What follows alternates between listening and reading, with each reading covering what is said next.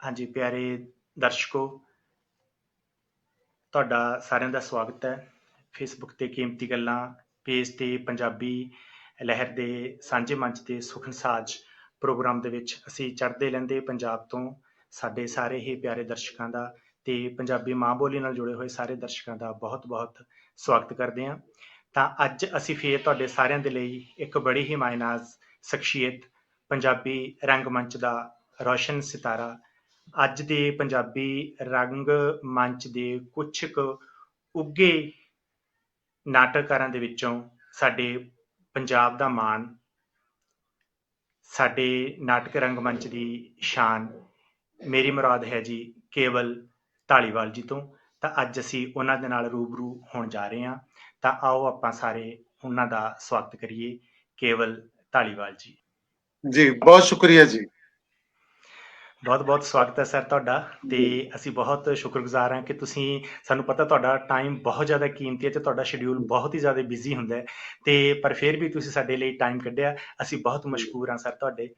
ਤੇ ਬੜੀ ਖੁਸ਼ੀ ਹੋ ਰਹੀ ਹੈ ਆਪਣੇ ਦਰਸ਼ਕਾਂ ਦੇ ਰੂਬਰੂ ਕਰਕੇ ਤੁਹਾਡੇ ਵਰਗੀ ਸ਼ਖਸੀਅਤ ਨੂੰ, ਜਿਨ੍ਹਾਂ ਨੇ ਨਾਟਕ ਰੰਗਮੰਚ ਦੇ ਖੇਤਰ ਦੇ ਵਿੱਚ ਬਹੁਤ ਨਾਮਣਾ ਖੱਟਿਆ ਤੇ ਪੰਜਾਬ ਤੇ ਪੰਜਾਬੀ ਭਾਸ਼ਾ ਦਾ, ਪੰਜਾਬੀ ਬੋਲੀ ਦਾ ਜੋ ਮਾਣ ਹੈ ਵਧਾਇਆ ਹੈ, ਤੇ ਦੇਸ਼ਾਂ ਵਿਦੇਸ਼ਾਂ ਦੇ ਵਿੱਚ ਉਸ ਨੂੰ ਤੁਸੀਂ ਲੈ ਕੇ ਗਏ ਹੋ। ਤਾਂ ਖੁਸ਼ ਆਮਦੀਦ ਸਰ, ਬਹੁਤ ਬਹੁਤ ਸਵਾਗਤ। ਤੇ ਸਭ ਤੋਂ ਪਹਿਲਾਂ ਸਰ ਅਸੀਂ ਤੁਹਾਡੇ ਪਰਿਵਾਰਕ ਪਿਛੋਕੜ ਬਾਰੇ ਜਾਣਨਾ ਚਾਹਾਂਗੇ ਕਿ ਇਹ ਕੇਵਲ ਢਾਲੀਵਾਲ ਨਾਂ ਦਾ ਜੋ ਅੱਜ ਰੁੱਖ ਇਹਨਾਂ ਬੁਲੰਦੀਆਂ ਤੇ ਪਹੁੰਚਿਆ ਹੈ, ਇਹ ਸਥਿਤੀ ਨੂੰ ਉਹਨਾਂ ਨੂੰ ਹਾਸਲ ਕੀਤੀ ਹੈ, ਤਾਂ ਉਹ ਬੂਟਾ ਬਣ ਕੇ ਕਿੱਥੇ ਉੱਗਿਆ, ਕਿੱਥੇ ਮੌਲਿਆ ਤੇ ਕਿਵੇਂ ਜਿਹੜਾ ਹੈਗਾ ਅੱਜ ਤੱਕ ਦੀ ਪੋਜੀਸ਼ਨ ਤੱਕ ਪਹੁੰਚਿਆ? ਜੀ ਮੈਂ ਕਿਉਂਕਿ ਅੰਮ੍ਰਿਤਸਰ ਇਲਾਕੇ ਤੋਂ ਹਾਂ ਤੇ ਮੈਂ ਮੇਰਾ ਪਿੰਡ ਹੈ ਇੱਥੇ ਲਾਗੇ ਜੀ, ਧਾਰੀਵਾਲ ਸਾਡਾ ਪਿੰਡ ਹੈ। ਅਜਨਾਲੇ ਵਾਲੀ ਸਾਈਡ ਤੇ ਬੱਗੇ ਚੀਨੀਆਂ ਦੇ ਕੋਲ ਸਾਡਾ ਪਿੰਡ ਹੈ ਧਾਰੀਵਾਲ। ਤੇ ਜਨਮ ਮੇਰਾ ਵੈਸੇ ਸਰਸੇ ਜਾ ਕੇ ਹੋਇਆ ਤੇ ਉਹਨਾਂ ਦੇ ਉਦੋਂ ਹਾਲੇ ਸਾਂਝਾ ਪੰਜਾਬ ਸੀਗਾ, ਹਰਿਆਣਾ ਨਹੀਂ ਸੀ ਬਣਿਆ। 1964 ਮੇਰਾ ਜਨਮ ਹੋਇਆ, 7 ਅਕਤੂਬਰ 1964 ਨੂੰ। ਤੇ ਉਦੋਂ ਮੇਰੇ ਫਾਦਰ ਸਾਹਿਬ ਉੱਥੇ ਸੀਗੇ, ਮਦਰ ਉੱਥੇ ਸੀ ਤੇ ਮੇਰੇ ਦਾਦੀ ਜੀ ਵੀ ਨਾਲ ਸੀਗੇ ਤੇ ਭੈਣ ਭਰਾ। ਮੈਂ ਆਪਣੇ ਭੈਣ ਭਰਾਵਾਂ ਚ ਸਭ ਤੋਂ ਛੋਟਾ, 2 ਭੈਣਾਂ 2 ਭਰਾ ਨੇ। ਤੇ ਹੁਣ ਇਸ ਵੇਲੇ ਮਦਰ ਫਾਦਰ ਤਾਂ ਨਹੀਂ ਹੈ, ਬਾਕੀ ਸਾਰੇ ਭੈਣ ਭਰਾ ਵਿਆਹੇ ਵਰੇ, ਬੱਚਿਆਂ ਵਾਲੇ, ਉਹਨਾਂ ਦੇ ਬੱਚਿਆਂ ਦੇ ਬੱਚੇ ਵੀ ਅੱਗੋਂ ਵਿਆਹੇ ਹੋਏ ਨੇ। ਤੇ ਫਿਰ ਮੈਂ ਇੱਥੇ ਅੰਮ੍ਰਿਤਸਰ ਸ਼ਹਿਰ ਦੇ ਵਿੱਚ ਹੀ, ਸਾਡੀ ਮੇਰੇ ਫਾਦਰ ਸਾਹਿਬ ਦੀ ਦੁੱਧ ਦੀ ਡੇਅਰੀ ਸੀ, ਮੱਝਾਂ ਗਾਵਾਂ ਸੀਗੀਆਂ, ਬਹੁਤ ਵੱਡੀ ਡੇਅਰੀ ਸੀਗੀ, ਕੋਈ 70-80 ਦੇ ਕਰੀਬ ਡੰਗਰ ਸੀ ਸਾਡੇ ਘਰ ਦੇ ਵਿੱਚ, ਤੇ ਕਾਫੀ ਸਾਰੇ ਨੌਕਰ ਚਾਕਰ, ਸੋ ਕਾਫੀ ਵੱਡਾ ਕਾਰੋਬਾਰ ਸੀਗਾ। ਪਰ ਇਹ ਸੀ ਕਿ ਸਾਨੂੰ ਫਿਰ, ਮੈਂ ਤੇ ਮੇਰੇ ਬ੍ਰਦਰ ਤੇ ਮੇਰੇ ਸਿਸਟਰ ਜਿਹੜੇ, ਕਿ ਅਸੀਂ ਫਿਰ ਪੜ੍ਹਦੇ ਰਹੇ। ਸਾਡਾ ਰੁਝਾਨ ਪੜ੍ਹਾਈ ਵੱਲ ਰਿਹਾ ਤੇ ਅਸੀਂ Khalsa school, Khalsa college, senior secondary school Amritsar ਦੇ ਵਿੱਚ ਮੁੱਢਲੀ ਪੜ੍ਹਾਈ ਹੋਈ, ਔਰ ਉਸ ਤੋਂ ਬਾਅਦ ਫਿਰ ਖਾਲਸਾ ਕਾਲਜ ਦੇ ਵਿੱਚ ਪੜ੍ਹਾਈ ਹੋਈ। ਸੋ ਮੈਂ ਇੱਥੇ ਐਜੂਕੇਸ਼ਨ ਜਿਹੜੀ ਹੈ, ਮੁੱਢਲੀ ਜਿਹੜੀ ਐਜੂਕੇਸ਼ਨ ਮੇਰੀ ਇੱਥੋਂ ਦੀ ਰਹੀ ਹੈ। ਸੋ ਇਹ ਮੇਰੀ ਕਿ ਬੈਕਗ੍ਰਾਉਂਡ ਹੈ ਪਰਿਵਾਰ ਦੀ, ਕਿ ਆਪਣੇ ਸਾਡੇ ਕਹਿ ਲਓ ਕਿ ਖੇਤੀਬਾੜੀ ਕਰਨ ਵਾਲਾ ਪਰਿਵਾਰ ਸੀਗਾ। ਸੋ ਉਹਦੇ ਵਿੱਚੋਂ ਮੈਂ, ਮੇਰੇ ਖਾਨਦਾਨ ਚੋਂ ਕਹਿ ਲਓ ਕਿ ਮੈਂ ਪਹਿਲਾ ਸ਼ਖਸ ਹਾਂ ਕਿ ਮੇਰੇ ਆਲੇ ਦੁਆਲੇ ਪਿੰਡਾਂ ਚੋਂ ਕੋਈ ਵੀ ਹੋਰ ਇਹੋ ਜਿਹਾ ਨਹੀਂ ਸੀ ਜਿਹੜਾ ਕਿ ਰੰਗਮੰਚ ਨਾਲ ਜੁੜਿਆ ਹੋਇਆ ਹੋਵੇ ਜਾਂ ਇਸ ਫੀਲਡ ਨਾਲ ਜੁੜਿਆ ਹੁੰਦਾ। ਕਿਆ ਬਾਤ ਹੈ। ਤੇ ਸਰ ਫਿਰ ਤੁਹਾਨੂੰ ਇਹ ਜਿਹੜੀ ਚੇਟਕ ਹੈ ਕਿੱਥੋਂ ਲੱਗੀ ਤੇ ਕਿਵੇਂ ਜਿਹੜਾ ਹੈਗਾ ਤੁਹਾਡਾ ਇੱਧਰ ਰੁਝਾਨ ਹੋਇਆ? ਕਿ ਜਦੋਂ ਫੈਮਿਲੀ 'ਚ ਕੋਈ ਵੀ ਨਾ ਹੋਵੇ ਇਸ ਤਰੀਕੇ ਦਾ, ਤੇ ਇੱਕ ਬੜੀ ਮਤਲਬ ਵੱਡੀ ਗੱਲ ਹੁੰਦੀ ਹੈ ਇਹ, ਕਿ ਇੱਕ ਰਾਹ ਪਾਟ ਕੇ, ਕਹਿੰਦੇ ਹੁੰਦੇ ਆ ਨਾ ਕਿ ਬਣੇ ਹੋਏ ਰਸਤੇ ਦੇ ਵਿੱਚ ਤਾਂ ਕੋਈ ਵੀ ਜਿਹੜਾ ਹੈਗਾ, ਜਿੱਡਾ ਮਰਜ਼ੀ ਜਿਹੋ ਜਿਹਾ ਵੀ ਬੈਲ ਹੋਵੇ, ਬਲਦ ਹੋਵੇ, ਤੇ ਉਹ ਹੁੰਦਾ ਜਰਵਾਣਾ ਜਿਹੜਾ ਰਾਹ ਪਾੜ ਕੇ ਜਿਹੜਾ ਹੈਗਾ ਗੱਡੇ ਨੂੰ ਖਿੱਚ ਕੇ ਲੈ ਜਾਂਦਾ ਹੈ। ਤਾਂ ਤੁਸੀਂ ਆਪਣੇ ਇਸ ਸ਼ੌਂਕ ਦੇ ਗੱਡੇ ਨੂੰ ਐਂ ਖਿੱਚ ਕੇ ਲੈ ਕੇ ਗਏ, ਤਾਂ ਉਹ ਕੀ ਕਾਰਨ ਸੀ, ਕਿਹੜੀ ਪ੍ਰੇਰਨਾ ਸੀ, ਤੁਸੀਂ ਕਿਵੇਂ ਜਿਹੜਾ ਹੈਗਾ? ਐਕਚੁਅਲੀ ਮੈਨੂੰ ਲੱਗਦਾ ਕਿ ਪਤਾ ਨਹੀਂ ਕਈ ਚੀਜ਼ਾਂ ਹੁੰਦੀਆਂ ਅਨਕੌਂਸ਼ੀਅਸਲੀ। ਹੁਣ ਜਦੋਂ ਮੈਂ ਪਿੱਛੇ ਵੇਖਦਾ ਵਾਂ, ਸੋਚਦਾ ਵਾਂ, ਤੇ ਮੈਂ ਦੇਖਦਾ ਕਿ ਸਾਡੇ ਲਾਗੇ ਰਾਮਲੀਲਾ ਹੁੰਦੀ ਸੀ, ਬਿਲਕੁਲ ਸਾਡੇ ਘਰ ਤੋਂ ਇੱਕ ਗਲੀ ਛੱਡ ਕੇ ਹੀ ਰਾਮਲੀਲਾ, ਬਹੁਤ ਵੱਡੀ ਰਾਮਲੀਲਾ ਸੀਗੀ, ਔਰ ਮੈਂ ਉਹ ਸਾਰੀ ਹਰ ਸਾਲ ਵੇਖਦਾ ਸੀਗਾ। ਬਚਪਨ ਬੜਾ ਛੋਟਾ ਜਿਹਾ, 5ਵੀਂ ਜਮਾਤ ਤੋਂ ਪਹਿਲੇ ਦੀ ਗੱਲਾਂ ਨੇ, ਵੀ ਮੈਂ ਉਹ ਦੇਖਦਾ ਸੀ। ਫਿਰ ਉਸੇ ਨੂੰ ਹੀ ਅਸੀਂ ਆਪਣੇ ਘਰ ਦੇ ਵਿੱਚ ਆ ਕੇ ਗੁਆਂਢੀਆਂ ਦੇ ਨਾਲ, ਜਿਹੜੇ ਛੋਟੇ ਮੇਰੇ ਮਹੱਲੇ ਵਾਲੇ ਦੋਸਤ ਸੀ, ਉਹਨਾਂ ਨੂੰ ਨਾਲ ਲੈ ਕੇ ਅਸੀਂ ਹਰ ਸਾਲ ਆਪ ਹੀ ਰਾਮਲੀਲਾ ਕਰਦੇ ਸੀਗੇ। ਤੇ ਸ਼ਾਇਦ ਅਨਕੌਂਸ਼ੀਅਸਲੀ ਉੱਥੋਂ ਕੁਝ ਚੀਜ਼ਾਂ ਜੁੜਦੀਆਂ ਸ਼ੁਰੂ ਹੋਈਆਂ। ਉਹ 5ਵੀਂ ਜਮਾਤ ਵਿੱਚ ਹੀ ਹਾਲੇ ਸੀਗਾ, ਤੇ ਜਦੋਂ ਅਸੀਂ ਕੋਈ ਮੈਂ ਛੋਟੇ ਛੋਟੇ ਗੀਤ ਗਾ ਲੈਂਦਾ ਸੀ, ਮੈਨੂੰ ਗਾਣਿਆਂ ਦਾ ਸ਼ੌਕ ਸੀਗਾ। ਤੇ ਉਦੋਂ ਕਾਫੀ ਸਾਰੇ ਜਿਹੜੇ ਨਰਿੰਦਰ ਬੀਬਾ ਦੇ ਜਿਹੜੇ ਛੋਟੇ ਸਾਹਿਬਜ਼ਾਦਿਆਂ ਬਾਰੇ ਗੀਤ ਸੀਗੇ, ਉਹ ਮੈਂ ਹਾਂਜੀ ਗਾ ਲੈਂਦਾ ਸੀ ਸਟੇਜ ਦੇ ਉੱਤੇ, ਹੈਨਾ। ਦੋ ਬੜੀਆਂ ਕੀਮਤੀ ਜਿੰਦਾਂ ਨੀਹਾਂ ਵਿੱਚ ਆਣ ਖਲੋ ਗਈਆਂ, ਹੈਨਾ। ਤੇ ਇਸ ਤਰ੍ਹਾਂ ਦੇ ਸਾਰੇ ਜਿਹੜੇ ਸੀਗੇ ਧਾਰਮਿਕ ਗੀਤ ਜਿਹੜੇ, ਉਹ ਮੈਂ ਗਾ ਲੈਂਦਾ ਸੀਗਾ, ਤੇ ਉਹ ਮੈਂ ਆਪਣੇ ਸਕੂਲ ਦੀ ਸਭਾ ਵਿੱਚ ਗਾਉਣੇ। ਫਿਰ 5ਵੀਂ ਜਮਾਤ 'ਚ ਇੱਕ ਮੌਕਾ ਆਇਆ ਜਦੋਂ ਮੈਂ ਤੇਰਾ ਸਿੰਘ ਚੰਦ ਦਾ, ਇਹ ਮੈਨੂੰ ਬਾਅਦ 'ਚ ਪਤਾ ਲੱਗਾ ਵੀ ਉਹ ਗੀਤ ਤੇਰਾ ਸਿੰਘ ਚੰਦ ਦਾ ਸੀਗਾ। ਹੇ ਪਿਆਰੀ ਭਾਰਤ ਮਾਂ, ਅਸੀਂ ਤੈਨੂੰ ਸੀਸ ਨਵਾਉਂਦੇ ਹਾਂ, ਤੇਰੇ ਤੋਂ ਸਦਕੇ ਜਾਂਦੇ ਹਾਂ। ਇਹ ਹੂੰ ਗੀਤ ਅਸੀਂ ਪਹਿਲੀ ਵਾਰੀ ਇਸ ਗੀਤ ਦੇ ਵਿੱਚ ਐਕਸ਼ਨ ਕੀਤਾ। ਇੱਕ ਬੱਚਾ ਕੋਈ ਜਿਹੜਾ ਭਾਰਤ ਮਾਂ ਬਣਿਆ ਸੀ, ਤੇ ਬਾਕੀ ਅਸੀਂ ਆਲੇ ਦੁਆਲੇ ਇੱਕ ਵੀ ਸ਼ੇਪ 'ਚ ਖੜੇ ਹੋਏ 10 ਕੁ ਬੱਚੇ ਉਹਨੂੰ ਹੱਥ ਮਾਰ ਮਾਰ ਕੇ ਕਹਿ ਰਹੇ ਸੀ, ਇਹ ਪਿਆਰੀ ਭਾਰਤ ਮਾਂ, ਅਸੀਂ ਤੈਨੂੰ ਸੀਸ ਨਵਾਉਂਦੇ ਹਾਂ। ਸੋ ਇਹ ਪਹਿਲਾ ਇੱਕ ਐਕਸ਼ਨ ਸੌਂਗ ਤੁਸੀਂ ਕਹਿ ਸਕਦੇ ਹੋ, ਜੀ ਡਰਾਮੈਟਿਕ ਸੌਂਗ ਸੀ, ਜਿਹੜਾ ਮੈਨੂੰ ਆਪਣੇ ਚੇਤਿਆਂ ਵਿੱਚ ਹੈ।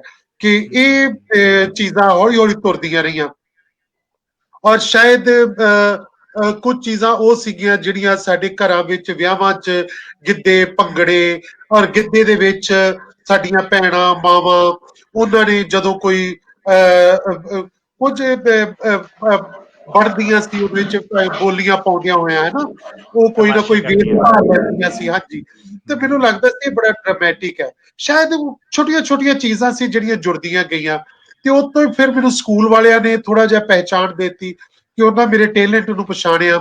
ਤੇ ਫਿਰ ਜਦੋਂ ਮੈਂ 6ਵੀਂ 7ਵੀਂ 'ਚ ਖਾਲਸਾ ਸਕੂਲ 'ਚ ਗਿਆ, ਉੱਥੇ ਮੈਨੂੰ ਟੀਚਰ ਮੇਰੇ ਪੰਜਾਬੀ ਦੇ ਮਿਲੇ, ਸਰਦਾਰ ਕੁਲਦੀਪ ਸਿੰਘ। ਸਰਦਾਰ ਕੁਲਦੀਪ ਸਿੰਘ ਪ੍ਰਿੰਸੀਪਲ ਸੁਜਾਨ ਸਿੰਘ ਹੋਰਾਂ ਦੇ ਬੇਟੇ ਸੀਗੇ ਜੀ।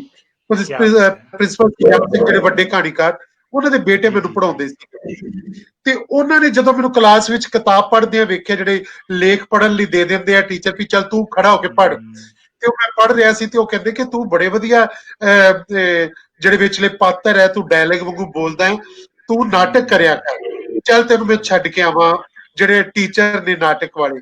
ਤੇ ਸਾਡੇ ਮੈਡਮ ਸੀ ਸੁਪ੍ਰਭਾ ਆਰਿਆ, ਉਸ ਵੇਲੇ ਸਕੂਲ ਦੇ ਵਿੱਚ, ਜਿਹੜੇ ਨਾਟਕ ਜੀ ਕਰਵਾਉਂਦੇ ਸੀਗੇ।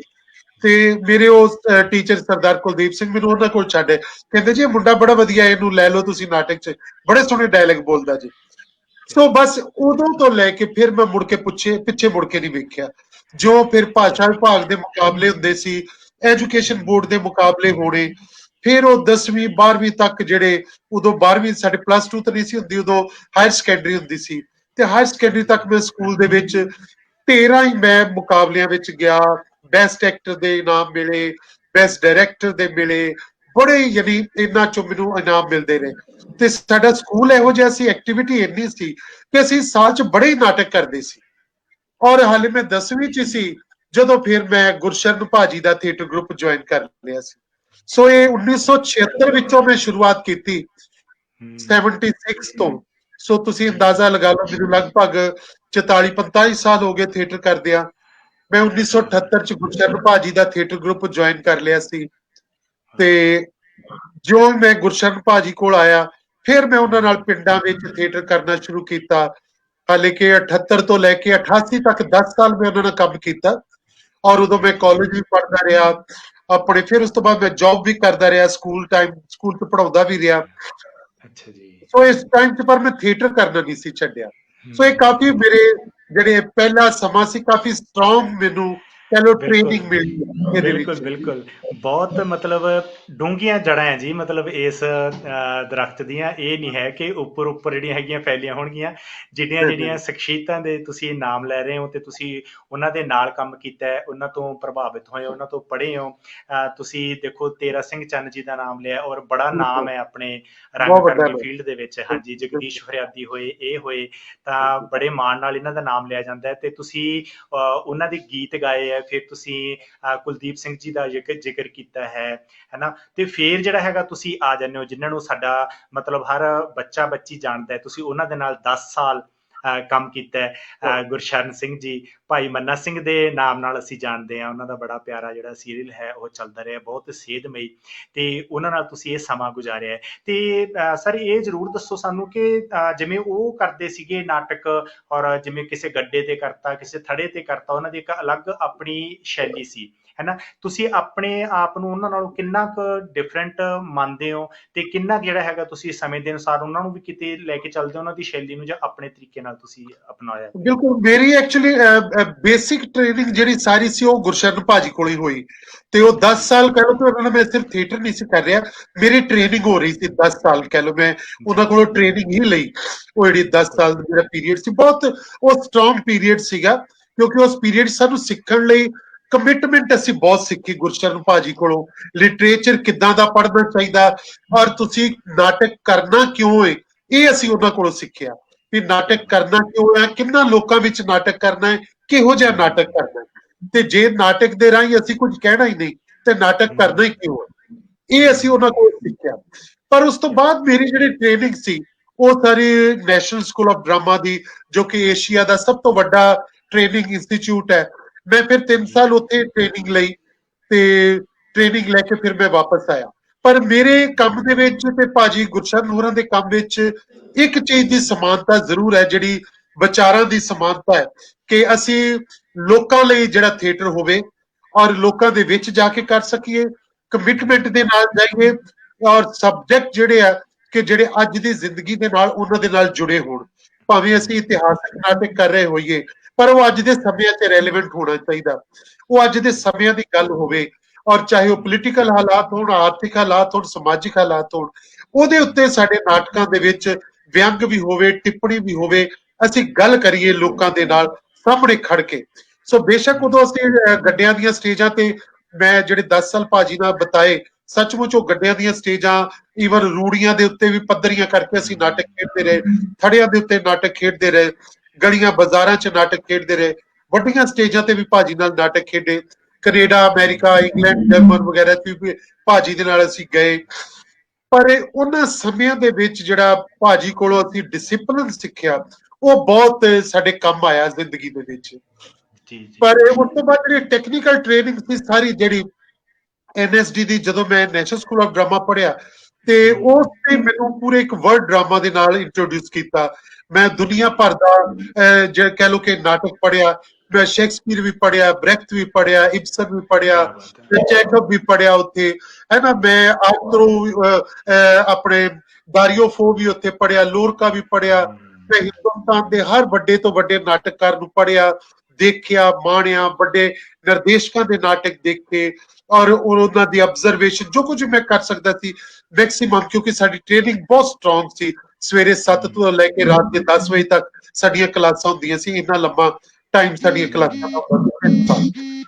ਉਸ ਪੀਰੀਅਡ ਦੇ ਬਾਅਦ ਉਹਨਾਂ ਨੇ, ਉਦੋਂ ਮੈਨੂੰ, ਜਦੋਂ ਮੈਂ ਉੱਥੇ ਗਿਆ ਸੀ ਦਿੱਲੀ, ਤੇ ਮੈਨੂੰ ਜਿਹੜੇ ਸਾਡੇ ਡਾਇਰੈਕਟਰ ਸਿਲੈਕਸ਼ਨ ਕਰਨ ਵਾਲੇ ਸੀ, ਦੁਨੀਆ ਦੀ ਬਹੁਤ ਵੱਡੀ ਪਰਸਨੈਲਿਟੀ ਹੈ, ਰਤਨ ਧਿਆਨ, BM ਸ਼ਾਹ, ਉਹ ਮੈਨੂੰ ਕਹਿਣ ਲੱਗੇ ਕਿ ਇੱਥੋਂ ਟ੍ਰੇਨਿੰਗ ਲੈ ਕੇ ਬਹੁਤੇ ਲੋਕ ਬੰਬੇ ਚਲੇ ਜਾਂਦੇ ਆ, ਤੁਸੀਂ ਕੀ ਕਰੋਗੇ? ਮੈਂ ਕਿਹਾ ਮੈਂ ਪੰਜਾਬ ਜਾਵਾਂਗਾ ਵਾਪਸ। ਉਹ ਕਹਿੰਦੇ ਜੀ ਕਹਿੰਦੇ ਹੀ ਆ ਸਾਰੇ, ਤੁਸੀਂ ਕਿਹੜਾ ਤੁਸੀਂ ਬੰਬੇ ਜਾਓਗੇ? ਮੈਂ ਕਿਹਾ ਜੀ ਮੈਂ ਵਾਪਸ ਜਾਵਾਂਗਾ, ਤੇ ਜਦੋਂ ਮੈਂ ਕੰਮ ਕਰਾਂਗਾ ਫਿਰ ਤੁਹਾਨੂੰ ਵੀ ਬੁਲਾਵਾਂਗਾ, ਤੁਸੀਂ ਮੇਰਾ ਕੰਮ ਦੇਖੋ ਆ ਕੇ। ਫਿਰ ਮੈਂ ਉਹਨਾਂ ਨੂੰ ਸਿਲੈਕਟ ਕੀਤਾ, ਮੈਂ ਵਾਪਸ ਆਇਆ, ਔਰ ਫਿਰ ਮੈਨੂੰ ਵਾਪਸ ਆਇਆ ਵੀ ਹੁਣ 30ਵਾਂ ਸਾਲ ਹੈ, 30 ਸਾਲ ਹੋ ਗਏ। 91 ਚ ਮੈਂ ਉੱਥੋਂ ਵਾਪਸ ਆ ਗਿਆ ਸੀ, ਪਾਸ ਆਊਟ ਹੋ ਕੇ, ਤੇ ਮੈਂ ਉੱਥੋਂ ਵੀ ਟ੍ਰੇਨਿੰਗ ਲਈ। ਫਿਰ ਮੈਂ ਇੱਕ ਸਾਡਾ ਜਿਹੜਾ ਕਿ FTI ਫਿਲਮ ਦਾ ਵੀ ਮੈਂ ਜਿਹੜਾ ਕਿ ਫਿਲਮ ਐਪਰੀਸੀਏਸ਼ਨ ਦਾ ਕੋਰਸ ਕੀਤਾ ਸੀਗਾ। ਫਿਰ ਮੈਂ ਕਨਹਾਈ ਲਾਲ ਦੇ ਕੋਲ ਮਨੀਪੁਰ ਦੇ ਵਿੱਚ ਟ੍ਰੇਨਿੰਗ ਲਈ, ਬਾਦਲ ਸਰਕਾਰ ਕੋਲੋਂ ਕਲਕੱਤੇ 'ਚ 1 ਮਹੀਨੇ ਦੀ ਟ੍ਰੇਨਿੰਗ ਲਈ, ਮੈਂ ਬੰਗਲਾਦੇਸ਼ ਗਿਆ ਟ੍ਰੇਨਿੰਗ ਲੈਣ ਵਾਸਤੇ, BV ਕਾਰਤ ਕੋਲੋਂ ਥੀਏਟਰ ਮਿਊਜ਼ਿਕ ਦੀ ਟ੍ਰੇਨਿੰਗ ਲਈ। ਸੋ ਇਦਾਂ ਦੀ ਮੈਂ ਬਹੁਤ ਸਾਰੀਆਂ ਟ੍ਰੇਨਿੰਗ ਦੇ ਵਿੱਚੋਂ ਗੁਜ਼ਰ ਕੇ ਫਿਰ ਮੈਂ ਵਾਪਸ ਆਇਆ ਇੱਥੇ ਪੰਜਾਬ ਦੇ ਵਿੱਚ, ਔਰ ਆਪਣਾ ਇਹ ਥੀਏਟਰ ਗਰੁੱਪ ਬਣਾਇਆ, ਮੰਚ ਰੰਗਮੰਚ 91 ਚ ਮੈਂ। ਜੀ ਜੀ। ਔਰ ਇਸ ਗਰੁੱਪ ਦੇ ਬਣਦਿਆਂ ਫਿਰ ਮੈਂ ਕੋਈ ਜੌਬ ਨਹੀਂ ਮੁੜ ਕੇ ਕੀਤੀ, ਮੈਂ ਫੁੱਲ ਟਾਈਮ ਥੀਏਟਰ ਕੀਤਾ ਪਿਛਲੇ 30 ਸਾਲਾਂ ਵਿੱਚ, ਸਿਰਫ ਥੀਏਟਰ ਕੀਤਾ। ਮੇਰੇ ਕੋਲ ਕੋਈ ਹੋਰ ਜੌਬ ਨਹੀਂ ਹੈ ਕਿਸੇ ਵੀ ਤਰ੍ਹਾਂ ਦੀ। ਪਰ ਮੇਰੇ ਕੋਲ ਆਪਣਾ ਰੰਗਮੰਚ ਭਵਨ ਹੈ, ਜਿੱਥੇ ਮੈਂ ਆਪਣੇ ਐਕਸਪੈਰੀਮੈਂਟਲ ਪਲੇਜ਼ ਕਰਦਾ ਰਹਿਣਾ, ਰਿਹਰਸਲਾਂ ਕਰਦਾ, ਰਿਹਰਸਲ ਸਪੇਸ ਹੈ, ਮੇਰੇ ਕੋਲ ਆਪਣਾ ਆਫਿਸ ਹੈ, ਮੇਰੇ ਕਲਾਕਾਰਾਂ ਦੇ ਠਹਿਰਨ ਦੀ ਸਪੇਸ ਹੈ। ਸੋ ਇਦਾਂ ਦਾ ਇਹ ਇੱਕ ਰੰਗਮੰਚ ਭਵਨ ਬਿਲਕੁਲ GT ਰੋਡ ਦੇ ਉੱਪਰ ਪੁਤਲੀ ਘਰ ਏਰੀਏ ਦੇ ਵਿੱਚ ਹੈ, ਜਿਹੜਾ ਅਸੀਂ ਕ੍ਰੀਏਟ ਕੀਤਾ। ਸੋ ਜਿਹੜੇ ਮੁੱਢਲੇ ਸਾਲ ਸੀ ਸਾਡੇ ਕਾਫੀ ਸੰਘਰਸ਼ ਦੇ ਸਾਲ ਸੀ, ਸੰਘਰਸ਼ ਤਾਂ ਖੈਰ ਜ਼ਿੰਦਗੀ 'ਚ ਕਦੀ ਮੁੱਕਦਾ ਨਹੀਂ ਹੈ, ਖਾਸ ਤੌਰ ਬਿਲਕੁਲ ਤੇ ਸਹੀ। ਰੰਗਮੰਚ ਵਾਲਿਆਂ ਲਈ ਤਾਂ ਕਦੀ ਵੀ ਨਹੀਂ ਮੁੱਕਦਾ ਹਾਂਜੀ, ਸੰਘਰਸ਼ ਹਾਂਜੀ। ਜਿਹੜਾ। ਸਾਡੇ ਲਈ ਤੇ ਹਰ ਨਵਾਂ ਨਾਟਕ ਇੱਕ ਸੰਘਰਸ਼ ਹੁੰਦਾ ਹੈ। ਅੱਜ ਵੀ ਮੈਂ ਜਦੋਂ ਕੋਈ ਨਵਾਂ ਨਾਟਕ ਚੁੱਕਦਾ ਵਾਂ ਤੇ ਮੈਨੂੰ ਇੰਝ ਲੱਗਦਾ ਮੈਂ ਬਿਲਕੁਲ ਨਵਾਂ ਡਾਇਰੈਕਟਰ ਹਾਂ ਕੋਈ, ਤੇ ਮੈਂ ਡਰ ਜਾਂਦਾ ਵਾਂ ਵੀ ਅੱਛਾ ਇਹ ਮੈਂ ਕਿੱਦਾਂ ਕਰਾਂਗਾ, ਕੀ ਹੋਏਗਾ। ਕਈ ਅਜਿਹੇ ਨਾਟਕ ਜਿਨ੍ਹਾਂ ਨੂੰ ਮੈਂ ਸਾਲ-ਸਾਲ ਘੋਖਦਾ ਰਹਿਣਾ, ਬਣਾਉਂਦਾ ਰਹਿਣਾ, ਉਹਨਾਂ ਬਾਰੇ ਲਿਖਦਾ ਰਹਿਣਾ, ਡਿਜ਼ਾਈਨ ਕਰਦਾ ਰਹਿਣਾ, ਫਿਰ ਜਾ ਕੇ ਉਹ ਨਾਟਕ ਮੇਰੀ ਪਕੜ ਦੇ ਵਿੱਚ ਆਉਂਦਾ ਵਾ, ਤੇ ਫਿਰ ਉਹਨੂੰ ਮੈਂ ਸਟੇਜ ਤੇ ਲੈ ਕੇ ਜਾਂਦਾ, ਰਿਹਰਸਲਾਂ ਵਿੱਚ ਕਰਦਾ, ਫਿਰ ਪਰਫਾਰਮੈਂਸ ਉਹਦੀ ਹੁੰਦੀ ਹੈ। ਸੋ ਇਹ ਇੱਕ ਕਿਉਂਕਿ ਕ੍ਰੀਏਟਿਵ ਪ੍ਰੋਸੈਸ ਹੈ ਇਹਦੇ ਵਿੱਚ, ਬਿਲਕੁਲ। ਤੇ ਇਹਦੇ ਵਿੱਚ ਮੈਂ ਪਿਛਲੇ 30 ਸਾਲਾਂ ਦੇ ਵਿੱਚ ਲਗਭਗ 250 ਤੋਂ ਵੱਧ ਮੈਂ ਨਾਟਕ ਜਿਹੜੇ ਨਿਰਦੇਸ਼ਿਤ ਕੀਤੇ, ਜਿਨ੍ਹਾਂ ਦੀਆਂ ਹੁਣ ਤੱਕ, ਜੇ ਮੈਂ ਗੁਰਸ਼ਰਨ ਭਾਜੀ ਦੇ ਸਮਿਆਂ ਵਿੱਚ 10 ਸਾਲ ਕੰਮ ਕੀਤਾ, ਤੇ ਉਦੋਂ ਵੀ ਅਸੀਂ ਲਗਭਗ 3-4 ਹਜ਼ਾਰ ਸ਼ੋਅ ਕੀਤਾ ਸੀ ਪੰਜਾਬ ਤੇ ਪੰਜਾਬ ਤੋਂ ਬਾਹਰ, ਤੇ ਇਹ ਇਹਨਾਂ ਸਮਿਆਂ 'ਚ ਵੀ ਅਸੀਂ ਲਗਭਗ 3-4 ਹਜ਼ਾਰ ਸ਼ੋਅ ਕੀਤੇ। ਸੋ ਹੁਣ ਤੱਕ ਅਸੀਂ 6-7 ਹਜ਼ਾਰ ਪਰਫਾਰਮੈਂਸ ਸਟੇਜਾਂ ਤੇ ਕਰ ਚੁੱਕੇ ਹਾਂ, ਔਰ ਬੜੇ ਮੁਲਕਾਂ 'ਚ ਪਰਫਾਰਮ ਕੀਤਾ ਹੈ। ਪਾਕਿਸਤਾਨ 'ਚ ਅਸੀਂ ਬਾਰ-ਬਾਰ ਗਏ ਆ ਪਰਫਾਰਮ ਕਰਨ, ਉੱਥੇ ਤਾਂ ਬਹੁਤ ਸਾਰੇ ਪੰਜਾਬੀ ਹੈ। ਔਰ ਇੱਕ ਇਹ ਵੀ ਬਿਲਕੁਲ। ਚੀਜ਼ ਮੈਂ ਤੁਹਾਨੂੰ ਦੱਸਦਾ ਕਿ ਮੈਂ ਜਿੰਨਾ ਥੀਏਟਰ ਕੀਤਾ, ਮੈਂ ਹਿੰਦੁਸਤਾਨ ਦੀ ਹਰ ਸਟੇਟ 'ਚ ਗਿਆ, ਹਰ ਸਟੇਟ 'ਚ ਮੈਂ ਪਰਫਾਰਮ ਕੀਤਾ, ਪਰ ਮੈਂ ਨਾਟਕ ਪੰਜਾਬੀ 'ਚ ਕੀਤਾ। ਇਹ ਮੇਰੀ ਮਾਂ ਕਿਆ ਬਾਤ ਬੋਲੀ ਹੈ। ਹੈ, ਔਰ ਮੈਂ ਸਮਝਦਾ ਕਿ ਮੈਂ ਆਪਣੀ ਮਾਂ ਬੋਲੀ 'ਚ ਬਿਹਤਰ ਐਕਸਪ੍ਰੈਸ਼ਨ ਦੇ ਸਕਦਾ, ਬਹੁਤ ਖੂਬ, ਬਿਹਤਰ ਗੱਲ ਬਹੁਤ ਕਰ ਖੂਬ, ਸਕਦਾ ਹਾਂ। ਬਹੁਤ ਖੂਬ। ਮੈਂ ਚਾਹੇ ਬੰਗਾਲ 'ਚ ਜਾਵਾਂ, ਚਾਹੇ ਮਦਰਾਸ 'ਚ ਜਾਵਾਂ, ਦੁਨੀਆ ਦੇ ਕਿਸੇ ਕੋਨੇ 'ਚ ਹੋਵਾਂ, ਮੈਂ ਨਾਟਕ ਪੰਜਾਬੀ 'ਚ ਹੀ ਕਰਦਾ ਹਾਂ। ਔਰ ਮੈਨੂੰ ਕਦੀ ਕੋਈ ਕਿਸੇ ਨੇ ਕਿਹਾ ਵੀ ਨਹੀਂ ਵੀ ਤੁਹਾਡਾ ਨਾਟਕ ਸਮਝ ਨਹੀਂ ਆਇਆ। ਇਹ ਥੀਏਟਰ ਦੀ ਲੈਂਗੁਏਜ ਹੈ, ਥੀਏਟਰ ਜੀ, ਇੱਕ ਇਹੋ ਜੀ, ਜਿਹੀ ਜੀ। ਚੀਜ਼ ਹੈ ਕਿ ਜਿਹਦੇ ਵਿੱਚ ਕੋਈ ਵੀ ਭਾਸ਼ਾ ਜਿਹੜੀ ਹੈ ਉਹ ਕੋਈ ਬਾਰਡਰ ਨਹੀਂ ਬਣਦੀ, ਕੋਈ ਉਹਦੇ ਵਿੱਚ ਵਾਧਾ ਨਹੀਂ ਬਣਦੀ ਕਿਸੇ ਵੀ ਤਰ੍ਹਾਂ ਦੀ। ਸੋ ਇੱਕ ਥੀਏਟਰ ਇਹੋ ਜਿਹੀ ਚੀਜ਼ ਹੈ ਕਿ ਥੀਏਟਰ ਵਿੱਚ ਕੁਝ ਵੀ ਪੋਸੀਬਲ ਹੈ, ਤੁਸੀਂ ਕੁਝ ਵੀ ਕਰ ਸਕਦੇ ਹੋ ਰੰਗਮੰਚ ਦੇ ਵਿੱਚ। ਤੁਸੀਂ ਰੰਗਮੰਚ ਰਾਹੀਂ ਅੱਗ ਲਾ ਸਕਦੇ ਹੋ, ਮੀਂਹ ਲਿਆ ਸਕਦੇ ਹੋ, ਢੇਰੀ ਲਿਆ ਸਕਦੇ ਹੋ, ਇਨਕਲਾਬ ਲਿਆ ਸਕਦੇ ਹੋ। ਰੰਗਮੰਚ ਇੰਨੀ ਸਟਰੋਂਗ ਹੈ, ਇੰਨੀ ਤਾਕਤਵਰ ਚੀਜ਼ ਹੈ। ਸੋ ਮੇਰੇ ਹਿੱਸੇ ਮੈਂ ਕਹਿੰਦਾ ਨਾ ਕਿ ਰੰਗਮੰਚ ਆਇਆ ਤੇ ਮੈਂ ਰੰਗਮੰਚ ਜੀ ਰਿਹਾ, ਰੰਗਮੰਚ ਹੰਢਾ ਰਿਹਾ, ਰੰਗਮੰਚ ਹੀ ਵਰਤਾ ਰਿਹਾ। ਬਿਲਕੁਲ। ਕਿਆ ਬਾਤ ਹੈ, ਕਿਆ ਬਾਤ ਹੈ। ਬਹੁਤ ਖੂਬ ਸਰ, ਬਹੁਤ ਖੂਬ। ਇੰਨਾ ਭੰਡਾਰ ਹੈ ਤੁਹਾਡੇ ਕੋਲੇ, ਔਰ ਇੰਨਾ ਜ਼ਿਆਦਾ ਤਜਰਬਾ ਹੈ, ਔਰ ਉਹ ਵੀ ਅਲੱਗ-ਅਲੱਗ ਚੀਜ਼ਾਂ ਨੂੰ ਲੈ ਕੇ, ਅਲੱਗ-ਅਲੱਗ ਗੱਲਾਂ ਨੂੰ ਲੈ ਕੇ, ਕਿ ਤੁਸੀਂ ਕਿਸੇ ਵੀ ਚੀਜ਼ ਬਾਰੇ ਬਹੁਤ ਡਿਟੇਲ ਦੇ ਵਿੱਚ ਦੱਸ ਸਕਦੇ ਹੋ। ਮੈਨੂੰ ਇਹ ਲੱਗਦਾ ਕਿ ਸਾਡੇ ਅੱਜ ਦੇ ਪ੍ਰੋਗਰਾਮ ਦਾ ਸਾਡੇ ਨਵੇਂ ਬੱਚਿਆਂ ਨੂੰ, ਨੌਜਵਾਨ ਪੀੜ੍ਹੀ ਨੂੰ ਕਾਫੀ ਫਾਇਦਾ ਹੋਏਗਾ, ਜਿਹੜੇ ਇਸ ਕਲਾ ਵੱਲ ਜਾਣਾ ਚਾਹੁੰਦੇ ਹੈ ਜਾਂ ਇਸ ਦੇ ਰਸਤੇ ਤੇ ਪੈ ਚੁੱਕੇ ਹੈ, ਤਾਂ ਬਹੁਤ ਹੀ ਆਪਣੀ ਮੰਜ਼ਿਲ ਵੱਲ ਜਿਹੜੇ ਹੈਗੇ ਆ ਜਲਦੀ ਉਹ ਪਹੁੰਚਣਗੇ। ਤੁਹਾਡੀਆਂ ਗੱਲਾਂ ਨੂੰ ਸੁਣ ਕੇ, ਤੁਹਾਡੇ ਤਜਰਬਾਤ ਤੋਂ ਜਿਹੜਾ ਹੈਗਾ ਗਾਈਡਲਾਈਨਸ ਲੈ ਕੇ, ਬਹੁਤ ਵਧੀਆ ਸਰ। NSD ਦਾ ਜਿਹੜਾ ਹੈਗਾ ਜ਼ਿਕਰ ਹੈ ਤੁਸੀਂ ਕੀਤਾ ਹੈ, ਤਾਂ ਬਹੁਤ ਸਾਰੇ ਜਿਹੜੇ ਸਾਡੇ ਫਿਲਮੀ ਸਿਤਾਰੇ ਨੇ ਜਾਂ ਹੋਰ ਬੜੀਆਂ ਸਾਡੀਆਂ ਥੀਏਟਰ ਦੀਆਂ ਜਿਹੜੀਆਂ ਹਸਤੀਆਂ ਨੇ, ਉਹ ਉੱਥੋਂ ਲੰਘਦੀਆਂ ਨੇ, ਉੱਥੇ ਟ੍ਰੇਨਿੰਗ ਕਰਦੀਆਂ ਨੇ। ਬਿਲਕੁਲ ਇਹ ਗੱਲ ਵੀ ਤੁਸੀਂ ਸਹੀ ਕਹੀ ਹੈ ਕਿ ਸਾਰੇ ਇਹ ਕਹਿੰਦੇ ਹੁੰਦੇ ਆ ਕਿ ਫਿਲਮਾਂ ਦੇ ਵਿੱਚ ਨਹੀਂ ਜਾਣਾ ਮੈਂ, ਲੋਕ ਸੇਵਾ ਕਰਨੀ ਹੈ। ਉਹ ਵੀ ਕਿਤੇ ਨਾ ਕਿਤੇ ਸੱਚੇ ਨੇ, ਤੁਹਾਨੂੰ ਸਵਾਲ ਪੁੱਛਣ ਵਾਲੇ ਵੀ, ਕਿਉਂਕਿ ਜੇ ਆਪਾਂ ਇੱਧਰ ਦੇਖੀਏ ਆਪਣੇ ਮਿਸ ਵਰਲਡ ਜਾਂ ਯੂਨੀਵਰਸ ਦੇ ਜਿਹੜੇ ਹੁੰਦੇ ਨੇ ਕੰਪੀਟੀਸ਼ਨ, ਜਦੋਂ ਉਹਨਾਂ ਨੂੰ ਸਟੇਜ ਤੇ ਪੁੱਛਿਆ ਜਾਂਦਾ ਇਹੀ ਹੁੰਦਾ ਉੱਤਰ ਕਿ ਅਸੀਂ ਲੋਕ ਸੇਵਾ, ਤੇ ਸਾਲ 6 ਮਹੀਨਿਆਂ ਦੇ ਅੰਦਰ ਹੀ ਜਿਹੜਾ ਹੈਗਾ ਫਿਲਮਾਂ ਦੇ ਵਿੱਚ ਤੇ ਉਹ ਕੰਮ ਜਿਹੜਾ ਹੈਗਾ ਉਹ ਚੱਲ ਪੈਂਦਾ। ਪਰ ਇਹ ਤੁਹਾਡੇ ਵਾਸਤੇ ਤੇ ਕਮਾਲ ਦੀ ਗੱਲ ਹੈ, ਤੇ ਤੁਹਾਡੇ ਇਸ ਐਦ ਦੇ ਅੱਗੇ ਜਿਹੜਾ ਹੈਗਾ ਸਿਜਦਾ ਕਰਦੇ ਹਾਂ ਅਸੀਂ, ਕਿ ਤੁਸੀਂ ਇਸ ਚੀਜ਼ ਤੇ ਬਰਕਰਾਰ ਰਹੇ, ਆਪਣੇ ਪੰਜਾਬ ਦੇ ਵਿੱਚ ਰਹੇ, ਆਪਣੀ ਮਿੱਟੀ ਨਾਲ ਜੁੜੇ ਰਹੇ, ਤੇ ਆਪਣੀ ਮਾਂ ਬੋਲੀ ਦੇ ਨਾਲ ਜਿਹੜਾ ਹੈਗਾ ਜੁੜੇ ਰਹੇ। ਬਿਲਕੁਲ ਕਲਾ ਦੀ ਕੋਈ ਭਾਸ਼ਾ ਨਹੀਂ ਹੁੰਦੀ, ਕਲਾ ਪ੍ਰੇਮੀ ਉਸ ਗੱਲ ਨੂੰ ਸਮਝਦੇ ਹੈ, ਕੋਈ ਸਮਝਾਉਣ ਵਾਲਾ ਹੋਵੇ। ਤੁਹਾਡੇ ਵਰਗੀ ਹਸਤੀ ਹੋਵੇ ਤਾਂ ਜਿਹੜੇ ਹੈਗੇ ਗੂੰਗੇ ਵੀ ਮੇਰੇ ਹਿਸਾਬ ਨਾਲ ਬੋਲਣ ਲੱਗਦੇ, ਤੇ ਬੋਲਿਆਂ ਨੂੰ ਵੀ ਗੱਲਾਂ ਸੁਣਨ ਲੱਗਦੀਆਂ, ਜੇ ਕੋਈ ਸੁਣਾਉਣ ਵਾਲਾ ਤੇ ਸਮਝਾਉਣ ਵਾਲਾ ਹੋਵੇ। ਤਾਂ ਤੁਹਾਡੀ ਮਿਹਨਤ ਨੂੰ ਸਿਜਦਾ ਕਰਦੇ ਹਾਂ ਸਰ। ਔਰ ਤੁਹਾਡੇ ਨਾਲ ਸਾਡੇ ਰੰਗਮੰਚ ਦੇ ਜਾਂ ਸਾਡੇ ਨਾਟਕਾਂ ਦੇ ਬੜੇ ਕਲਾਕਾਰ ਵੀ ਜੁੜੇ ਹੋਏ ਨੇ। ਮੈਂ ਤੁਹਾਡੇ ਨਾਟਕਾਂ ਦੇ ਵਿੱਚ ਜਤਿੰਦਰ ਕੌਰ ਜੀ ਨੂੰ ਦੇਖਿਆ, ਸਾਡੇ ਬੜੇ ਪੁਰਾਣੇ ਉਹ ਕਲਾਕਾਰ ਨੇ, ਬੜੇ ਪਿਆਰੇ ਕਲਾਕਾਰ ਨੇ, ਔਰ ਕਿਸੇ ਵੀ ਉਹਦੇ ਵਿੱਚ ਜਾਨ ਫੂਕ ਦਿੰਦੇ ਹੈ ਆਪਣੇ ਕਰੈਕਟਰ ਦੇ ਵਿੱਚ। ਤੇ ਸਰ ਮੈਂ ਇਹ ਵੀ ਸੁਣਿਆ ਕਿ ਅੱਜ ਦੇ ਜਿਹੜੇ ਸਾਡੇ ਕਲਾਕਾਰ ਨੇ, ਜਿਵੇਂ ਭਾਰਤੀ ਹੈ, ਕਪਿਲ ਸ਼ਰਮਾ ਹੈ, ਭਾਰਤੀ ਸਿੰਘ, ਤਾਂ ਉਹ ਵੀ ਤੁਹਾਡੇ ਟੱਚ ਦੇ ਵਿੱਚ ਰਹੇ ਨੇ, ਤੁਹਾਡੇ ਨੇੜੇ ਰਹੇ ਨੇ? ਹਾਂਜੀ ਹਾਂਜੀ, ਮੇਰੇ ਟੱਚ ਵਿੱਚ ਹੀ ਨਹੀਂ ਬਲਕਿ ਮੇਰੇ ਕੋਲ ਕੰਮ ਕਰਦੇ ਰਹੇ ਨੇ, ਮੇਰੀ ਡਾਇਰੈਕਸ਼ਨ ਹੇਠ ਹੀ ਬਹੁਤ ਸਾਲ ਉਹਨਾਂ ਨੇ ਕੰਮ ਕੀਤਾ। ਕਪਿਲ ਨੇ ਜੀ। ਬਹੁਤ ਖੂਬਸੂਰਤ ਰੋਲ ਕੀਤਾ ਸੀ। ਸਾਡਾ ਨਾਟਕ ਹੈ ਸ਼ਾਇਰੀ, ਉਹਦੇ ਵਿੱਚ ਉਹਨੇ ਕਰੈਕਟਰ ਕਰਦਾ ਹੁੰਦਾ ਸੀਗਾ। ਉਹਦੇ ਬੜੇ ਸ਼ੋਜ਼ ਉਹਨੇ ਮੇਰੇ ਨਾਲ ਕੀਤੇ। ਪੰਜਾਬ ਲੋਕ ਸੱਭਿਆਚਾਰਕ ਮੰਚ ਦੀ ਸਟੇਜ ਤੇ ਲੁਧਿਆਣੇ ਵੀ ਉਹ ਨਾਟਕ ਹੋਇਆ, ਦਿੱਲੀ ਨਾਟਕ ਹੋਇਆ, ਕਲਕੱਤੇ ਹੋਇਆ, ਅੰਮ੍ਰਿਤਸਰ 'ਚ ਉਹਦੇ ਬੜੇ ਸ਼ੋਅ ਹੋਏ, ਚੰਡੀਗੜ੍ਹ ਹੋਇਆ, ਉਹਨੇ ਉਹਨਾਂ ਸਾਰਿਆਂ 'ਚ ਪਰਫਾਰਮ ਕੀਤਾ। ਭਾਰਤੀ ਨੇ ਤੇ ਕਾਲਜ ਟਾਈਮ ਤੋਂ ਹੀ, ਮੈਂ ਕਿਉਂਕਿ ਯੂਥ ਫੈਸਟੀਵਲ ਕਰਾਉਂਦਾ ਸੀਗਾ ਤੇ ਉਹਦੇ ਵਿੱਚ ਪਰਫਾਰਮ ਨਾਲ ਕਰਦੀ ਸੀ, ਤੇ ਭਾਰਤੀ ਤੇ ਸਾਡੇ ਲਾਗੇ ਵੀ ਰਹਿੰਦੀ ਸੀਗੀ, ਤੇ ਔਰ ਮੇਰੇ ਬਹੁਤ ਸਾਰੇ ਮੇਰੇ ਨਿਰਦੇਸ਼ਨਾਂ 'ਚ, ਔਰ ਟਿਲ ਡੇਟ ਉਹ ਮੇਰੇ ਟੱਚ ਵਿੱਚ ਨੇ, ਕਹਿ ਲਓ ਕਿ ਬੜਾ ਪਿਆਰ ਕਰਦੇ ਨੇ ਔਰ ਅਜੇ ਵੀ ਬਹੁਤ ਰਿਸਪੈਕਟ ਕਰਦੇ ਆ। ਮੈਂ ਬੰਬੇ ਜਾਵਾਂ ਜਾਂ ਉਹ ਅੰਮ੍ਰਿਤਸਰ ਆਉਣ, ਹਮੇਸ਼ਾ ਅਸੀਂ ਮਿਲਦੇ ਹਾਂ, ਚਾਹੇ ਉਹ ਬਹੁਤ ਵੱਡੇ ਬਿਗ ਸਟਾਰ ਨੇ, ਤੇ ਇਵਨ ਰਾਜੀਵ ਠਾਕੁਰ ਤੇ ਜਿਹੜੇ ਕਪਿਲ ਦੀਆਂ ਫਿਲਮਾਂ ਦਾ ਡਾਇਰੈਕਟਰ ਹੈ ਮੁੰਡਾ ਰਾਜੀਵ ਢੀਂਗਰਾ, ਜਿਹਨੇ ਫਿਰੰਗੀ ਫਿਲਮ ਬਣਾਈ, ਲਵ ਪੰਜਾਬ ਫਿਲਮ ਜਿਹਨੇ ਬਣਾਈ, ਤਾਰਾ ਮੀਰਾ ਉਹਦੀ ਫਿਲਮ ਆਈ, ਰਾਜੀਵ ਢੀਂਗਰਾ ਉਹ ਵੀ ਮੇਰਾ ਸਟੂਡੈਂਟ ਹੈ। ਪੰਜਾਬੀ ਫਿਲਮਾਂ 'ਚ ਇਸ ਵੇਲੇ ਬਹੁਤ ਸਾਰੇ 50% ਕਹਿ ਲਓ ਕਿ ਉਹ ਲੋਕ ਨੇ ਜਿਨ੍ਹਾਂ ਨੇ ਮੇਰੇ ਕੋਲੋਂ ਥੀਏਟਰ ਦੀ ਟ੍ਰੇਨਿੰਗ ਲਈ, ਮੇਰੇ ਨਾਟਕਾਂ ਵਿੱਚ ਕੰਮ ਕਰਦੇ ਰਹੇ, ਕੋਈ ਥੋੜੇ ਸਮੇਂ ਲਈ, ਕੋਈ ਬਹੁਤੇ ਸਮੇਂ ਲਈ, ਚਾਹੇ ਉਹ ਅਮਰਿੰਦਰ ਗਿੱਲ ਸੀ, ਚਾਹੇ ਉਹ ਲਖਵਿੰਦਰ ਵਡਾਲੀ ਵਰਗੇ, ਹਰਦੀਪ ਗਿੱਲ, ਅਨੀਤਾ ਦੇਵਗਨ, ਇਹ ਸਾਰੇ ਯਾਨੀ ਇੱਥੇ ਮੇਰੇ ਕੋਲ ਕੰਮ ਕਰਦੇ ਰਹੇ। ਹੈਰੀ ਭੱਟੀ ਇਸ ਵੇਲੇ ਪੰਜਾਬੀ ਫਿਲਮਾਂ ਦਾ ਡਾਇਰੈਕਟਰ ਹੈ ਵੱਡਾ, ਉਹਨੇ ਬਹੁਤ ਸਾਲ ਮੇਰੇ ਕੋਲ ਕੰਮ ਕੀਤਾ ਹੈ ਇੱਥੇ ਮੇਰੇ ਨਾਟਕਾਂ ਦੇ ਵਿੱਚ। ਔਰ ਕਿੰਨੇ ਸਾਰੇ ਬਿਹਤਰੀਨ ਕਹਿ ਲਓ ਕਿ ਐਕਟਰ ਨੇ ਸਾਰੇ ਜਿਹੜੇ ਕਿਸੇ ਨਾ ਕਿਸੇ ਰੂਪ ਦੇ ਵਿੱਚ ਮੇਰੇ ਨਾਲ ਜੁੜੇ ਰਹੇ।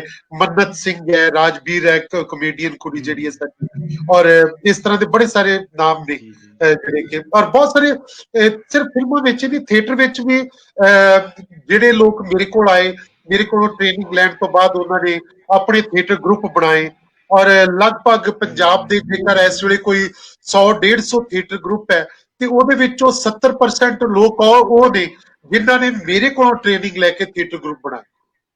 ਸੋ ਥੀਏਟਰ ਵਿੱਚ ਵੀ ਉਹੀ ਲੋਕ ਮੇਰੇ ਕੋਲੋਂ ਆਏ।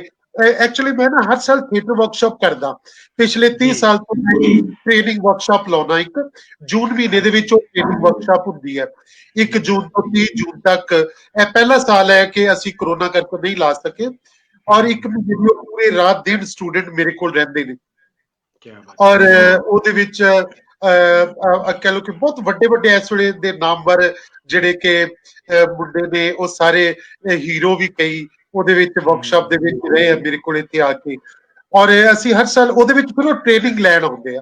ਹੁਣ ਤੋਂ ਵਰਕਸ਼ਾਪ ਇੰਨੀ ਜ਼ਿਆਦਾ ਪਪੂਲਰ ਹੋ ਗਈ ਕਿ ਪਾਕਿਸਤਾਨ ਤੋਂ ਵੀ ਆਉਂਦੇ ਆ ਐਕਟਰ ਜਿਹੜੇ ਟ੍ਰੇਨਿੰਗ ਲੈਣ ਲਈ, ਔਰ ਹਿੰਦੁਸਤਾਨ ਦੇ ਬਹੁਤ ਸਾਰੇ ਸੂਬਿਆਂ ਚ ਆਉਂਦੇ ਆ, ਈਵਨ ਬੰਬੇ ਤੋਂ ਲੋਕ ਆਉਂਦੇ ਆ ਇੱਥੇ ਅੰਮ੍ਰਿਤਸਰ ਦੇ ਵਿੱਚ। ਔਰ ਕਈ ਵਾਰੀ ਅਨੁਪਮ ਖੇਰ ਵਰਗੇ ਜਿਹੜੇ ਲੋਕ ਹੈ ਉਹ ਵੀ ਕਈ ਐਕਟਰਾਂ ਨੂੰ ਕਹਿੰਦੇ ਆ ਕਿ ਜਾਓ ਪਹਿਲੇ ਅੰਮ੍ਰਿਤਸਰ ਤੁਸੀਂ ਕੇਵਲ ਦੀ ਥੀਏਟਰ ਵਰਕਸ਼ਾਪ ਅਟੈਂਡ ਕਰਕੇ ਆਓ ਤੇ ਫਿਰ ਤੁਸੀਂ ਇੱਧਰਲੇ ਪਾਸੇ ਆਉਣਾ ਇਸ ਫੀਲਡ ਵਿੱਚ। ਉਹ ਵੀ ਇਸ ਤਰ੍ਹਾਂ ਤੋਂ ਅਸੀਂ ਉਹ ਵਰਕਸ਼ਾਪਾਂ ਵੀ ਕਰਦੇ ਆ, ਥੀਏਟਰ ਫੈਸਟੀਵਲ ਵੀ ਕਰਦੇ ਹਰ ਸਾਲ, ਇੱਕ 10 ਦਿਨ ਦਾ ਥੀਏਟਰ ਫੈਸਟੀਵਲ ਕਰਦੇ ਆ।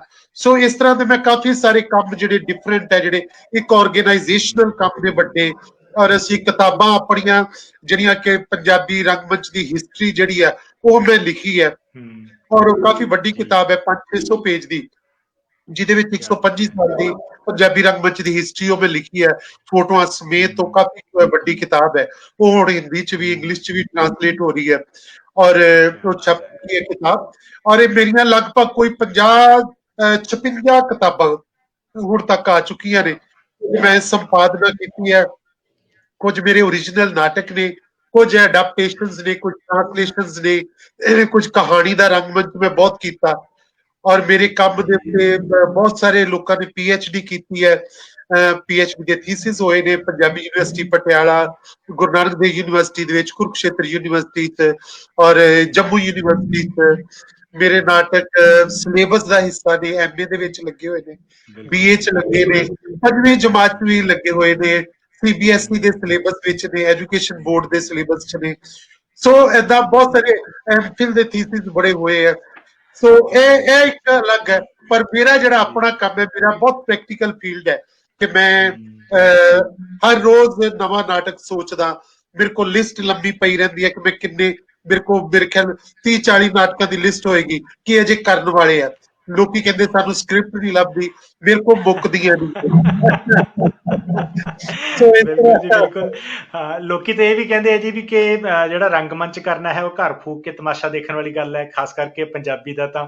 ਤੇ ਤੁਸੀਂ ਫੇਰ ਵੀ ਜਿਹੜਾ ਹੈਗਾ ਤਨਦੇਹੀ ਨਾਲ ਲੱਗੇ ਹਾਂ ਹੋਏ ਹੋ, ਔਰ ਹੋਰ ਬਿਲਕੁਲ ਕੋਈ ਕੰਮ ਛੱਡ ਕੇ, ਹੋਰ ਕੋਈ ਕੰਮ ਨਾ ਕਰਕੇ ਜਿਹੜਾ ਹੈਗਾ ਇਸੇ ਤੇ ਹੀ ਤੁਸੀਂ ਉਹ ਕਰਦੇ ਹੋ। ਔਰ ਜਿਹੜੀ ਵਰਕਸ਼ਾਪ ਵਾਲੀ ਗੱਲ ਮੈਂ ਤੁਹਾਨੂੰ ਆਪ ਵੀ ਪੁੱਛਣੀ ਸੀ ਕਿ ਤੁਸੀਂ ਜਿਹੜੀ ਮੰਥਲੀ ਕਰਦੇ ਹੋ ਔਰ ਬਿਲਕੁਲ ਫ੍ਰੀ ਜਿਹੜਾ ਹੈਗਾ ਉਹ ਰਹਿਣ ਸਹਿਣ ਦਾ ਉਹ ਕਰਦੇ ਹੈ ਜੀ ਸਾਰਾ, ਜੀ ਹਾਂਜੀ ਤੇ ਹਾਂਜੀ ਨਾਲ ਹੀ ਜਿਹੜਾ ਤੁਸੀਂ ਆਪਣਾ ਐਨੂਅਲ ਡੇ ਜਿਹੜਾ ਸੈਲੀਬ੍ਰੇਟ ਕਰਦੇ ਹੋ ਹੈ ਨਾ ਜੀ, 10 ਦਿਨਾਂ ਦਾ ਵੀ ਕਰਦੇ ਹੋ ਜੀ ਜੀ ਪ੍ਰੋਗਰਾਮ ਐਨੂਅਲੀ। ਹਾਂਜੀ ਹਾਂਜੀ। ਤਾਂ ਜਿਵੇਂ ਸਰ ਤੁਸੀਂ ਇਹਦੇ ਵਿੱਚ ਗੱਲ ਕੀਤੀ ਹੈ ਵੀ ਪਾਕਿਸਤਾਨ ਤੋਂ ਵੀ ਕਲਾਕਾਰ ਆਉਂਦੇ ਹੈ, ਔਰ ਵੈਸੇ ਵੀ ਕਲਾ ਤਾਂ ਸਾਰਿਆਂ ਦੀ ਸਾਂਝੀ ਹੁੰਦੀ ਹੈ, ਤੇ ਭਾਰਤ ਪਾਕਿਸਤਾਨ ਤਾਂ ਦੋ ਭਰਾ ਜਿਹੜੇ ਹੈਗੇ ਆ, ਆਪਾਂ ਕਹਿ ਬਿਲਕੁਲ ਸਕਦੇ ਹੈਗੇ ਆ ਹੈ ਨਾ, ਇੱਕ ਰਹੇ ਹਾਂਜੀ ਹੈਗੇ ਆ। ਤਾਂ ਇਹਨਾਂ ਦੋਨਾਂ ਦੇਸ਼ਾਂ ਦੇ ਸੰਦਰਭ ਦੇ ਵਿੱਚ ਸਰ ਤੁਸੀਂ ਕਲਾ ਨੂੰ ਕਿਵੇਂ ਲੈਂਦੇ ਹੋ, ਕਿਵੇਂ ਦੇਖਦੇ ਹੋ? ਤੁਸੀਂ ਉਧਰ ਵੀ ਦੇਖਦੇ ਰਹਿੰਦੇ ਹੋ, ਤਾਂ ਉਧਰੋਂ ਦਰਸ਼ਕ ਆਪਣੇ ਕਲਾਕਾਰ ਵੀ ਤੁਹਾਡੇ ਕੋਲੇ ਆਉਂਦੇ ਹੈ ਹੈਨਾ, ਤਾਂ ਕੀ ਤੁਸੀਂ ਸਮਾਨਤਾਵਾਂ ਦੇਖਦੇ ਹੋ, ਕੀ ਤੁਸੀਂ ਜਿਹੜਾ ਹੈਗਾ ਖਾਸੀਅਤਾਂ ਦੇਖਦੇ ਹੋ? ਸਾਨੂੰ ਭਾਰਤ ਪਾਕਿਸਤਾਨ ਦੇ ਸੰਬੰਧ ਦੇ ਵਿੱਚ ਜ਼ਰੂਰ ਦੱਸੋ। ਇੱਕ ਚੀਜ਼ ਤੇ ਹੈ ਕਿ ਸਾਡੇ ਕੋਲ ਇੱਥੇ ਹਿੰਦੁਸਤਾਨ ਦੇ ਵਿੱਚ ਬਹੁਤ ਸਾਰੇ ਟ੍ਰੇਨਿੰਗ ਇੰਸਟੀਚਿਊਟ ਹੈਗੇ ਆ ਜਿਹੜੇ ਥੀਏਟਰ ਦੀ ਟ੍ਰੇਨਿੰਗ ਦਿੰਦੇ ਆ, ਪਰ ਪਾਕਿਸਤਾਨ ਦੇ ਵਿੱਚ ਇਹੋ ਜਿਹਾ ਕੋਈ ਟ੍ਰੇਨਿੰਗ ਇੰਸਟੀਚਿਊਟ ਨਹੀਂ ਹੈ। ਔਰ ਹੁਣ ਜਦੋਂ ਕਿ ਉੱਥੇ ਅਜੋਕਾ ਥੀਏਟਰ ਜਿਹੜਾ ਮਦੀਹਾ ਗੌਰ ਹੋਰਾਂ ਵਾਲਾ ਥੀਏਟਰ ਹਾਂਜੀ ਗਰੁੱਪ ਹੈ ਨਾ, ਜੀ ਜੀ ਉਹਨਾਂ ਨੇ ਬਹੁਤ ਕੰਮ ਬਿਲਕੁਲ। ਕੀਤਾ ਹੈ, ਹੋਰ ਵੀ ਥੀਏਟਰ ਗਰੁੱਪ ਕੰਮ ਕਰਦੇ ਪਏ ਆ ਉਧਰਲੇ ਪਾਸੇ। ਹਾਂਜੀ ਹਾਂਜੀ ਔਰ ਇਹਨਾਂ ਨੇ ਟ੍ਰੇਨਿੰਗ ਦੇ ਮਾਮਲੇ ਵਿੱਚ ਹੁਣ ਕੁਝ ਕੰਮ ਸ਼ੁਰੂ ਕੀਤਾ। ਮਦੀਹਾ ਗੌਰ ਹੋਰਾਂ ਦਾ ਬੇਟਾ ਨਿਰਵਾਣ ਇਸ ਵੇਲੇ ਉੱਥੇ ਐਕਟਿੰਗ ਦੀ ਟ੍ਰੇਨਿੰਗ ਦਿੰਦਾ ਹੈ ਆਪਣੇ ਥੀਏਟਰ ਗਰੁੱਪ ਵੱਲੋਂ, ਪਰ ਸਰਕਾਰੀ ਤੌਰ ਤੇ ਉਧਰਲੇ ਪਾਸੇ ਅਜੇ ਵੀ ਨਹੀਂ ਹੈ ਇਹ ਜਿਹੜਾ। ਪਰ ਕਿਉਂਕਿ ਜੜ੍ਹਾਂ ਸਾਂਝੀਆਂ ਨੇ, ਰੰਗਮੰਚ ਦੀ ਹਿਸਟਰੀ ਤੇ ਸਾਡੇ ਪੰਜਾਬੀ ਰੰਗਮੰਚ ਦੀ ਹਿਸਟਰੀ ਇੰਨੀ ਜ਼ਿਆਦਾ ਸਾਂਝੀ ਹੈ ਕਿ ਜਦੋਂ ਮੈਂ ਸਾਰਾ ਇਤਿਹਾਸ ਲਿਖ ਰਿਹਾ ਸੀ ਤਾਂ ਮੈਂ ਦੇਖਿਆ ਕਿ ਜਿਹੜਾ 1895 ਚ ਪਹਿਲਾ ਨਾਟਕ ਹੋਇਆ ਪੰਜਾਬੀ ਦਾ, ਉਹਦਾ ਨਾਂ ਸੀ ਸ਼ਰਾਬ ਕੌਰ, ਔਰ ਉਹਦੇ ਦੋ ਸ਼ੋਅ ਹੋਏ, ਔਰ ਇੱਕ ਸ਼ੋਅ ਅੰਮ੍ਰਿਤਸਰ ਚ ਹੋਇਆ, ਦੂਜਾ ਲਾਹੌਰ ਵਿੱਚ ਹੋਇਆ। ਇਹ ਦੇਖੋ ਸਾਡੀਆਂ ਜੜ੍ਹਾਂ ਇੰਨੀਆਂ ਸਟਰੋਂਗ ਨੇ, ਸੋ ਉਹ ਸਾਰਾ ਕੁਝ ਵੰਡਿਆ ਨਹੀਂ ਜਾ ਸਕਦਾ।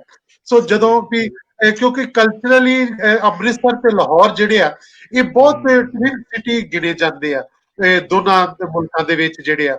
ਔਰ ਅੱਜ ਵੀ ਅਸੀਂ ਜਦੋਂ ਵੀ ਲਾਹੌਰ, ਮੈਂ ਤਾਂ ਬਹੁਤ ਵਾਰੀ ਗਿਆ ਵਾਂ ਆਪਣੀ ਟੀਮ ਨਾਲ ਉੱਥੇ ਪਰਫਾਰਮ ਕੀਤਾ ਹੈ, ਮੈਂ ਉਧਰ ਦੇ ਕਲਾਕਾਰਾਂ ਨੂੰ ਉੱਥੇ ਜਾ ਕੇ ਵਰਕਸ਼ਾਪ ਲਾਈ ਹੈ, ਉੱਥੇ ਮੈਂ 2 ਪਲੇ ਵੀ ਤਿਆਰ ਕਰਵਾਏ ਉੱਧਰ ਜਾ ਕੇ ਰਹਿ ਕੇ ਉਹਨਾਂ ਕੋਲ। ਉੱਥੇ ਮੈਂ ਕਬੀਰਾ ਖੜਾ ਬਾਜ਼ਾਰ ਵਿੱਚ ਭੀਸ਼ਮ ਸਾਨੀ ਦਾ ਪਲੇ ਉਧਰ ਕਰਵਾਇਆ ਮੈਂ ਕਬੀਰ ਦੀ ਲਾਈਫ ਦੇ ਉੱਤੇ।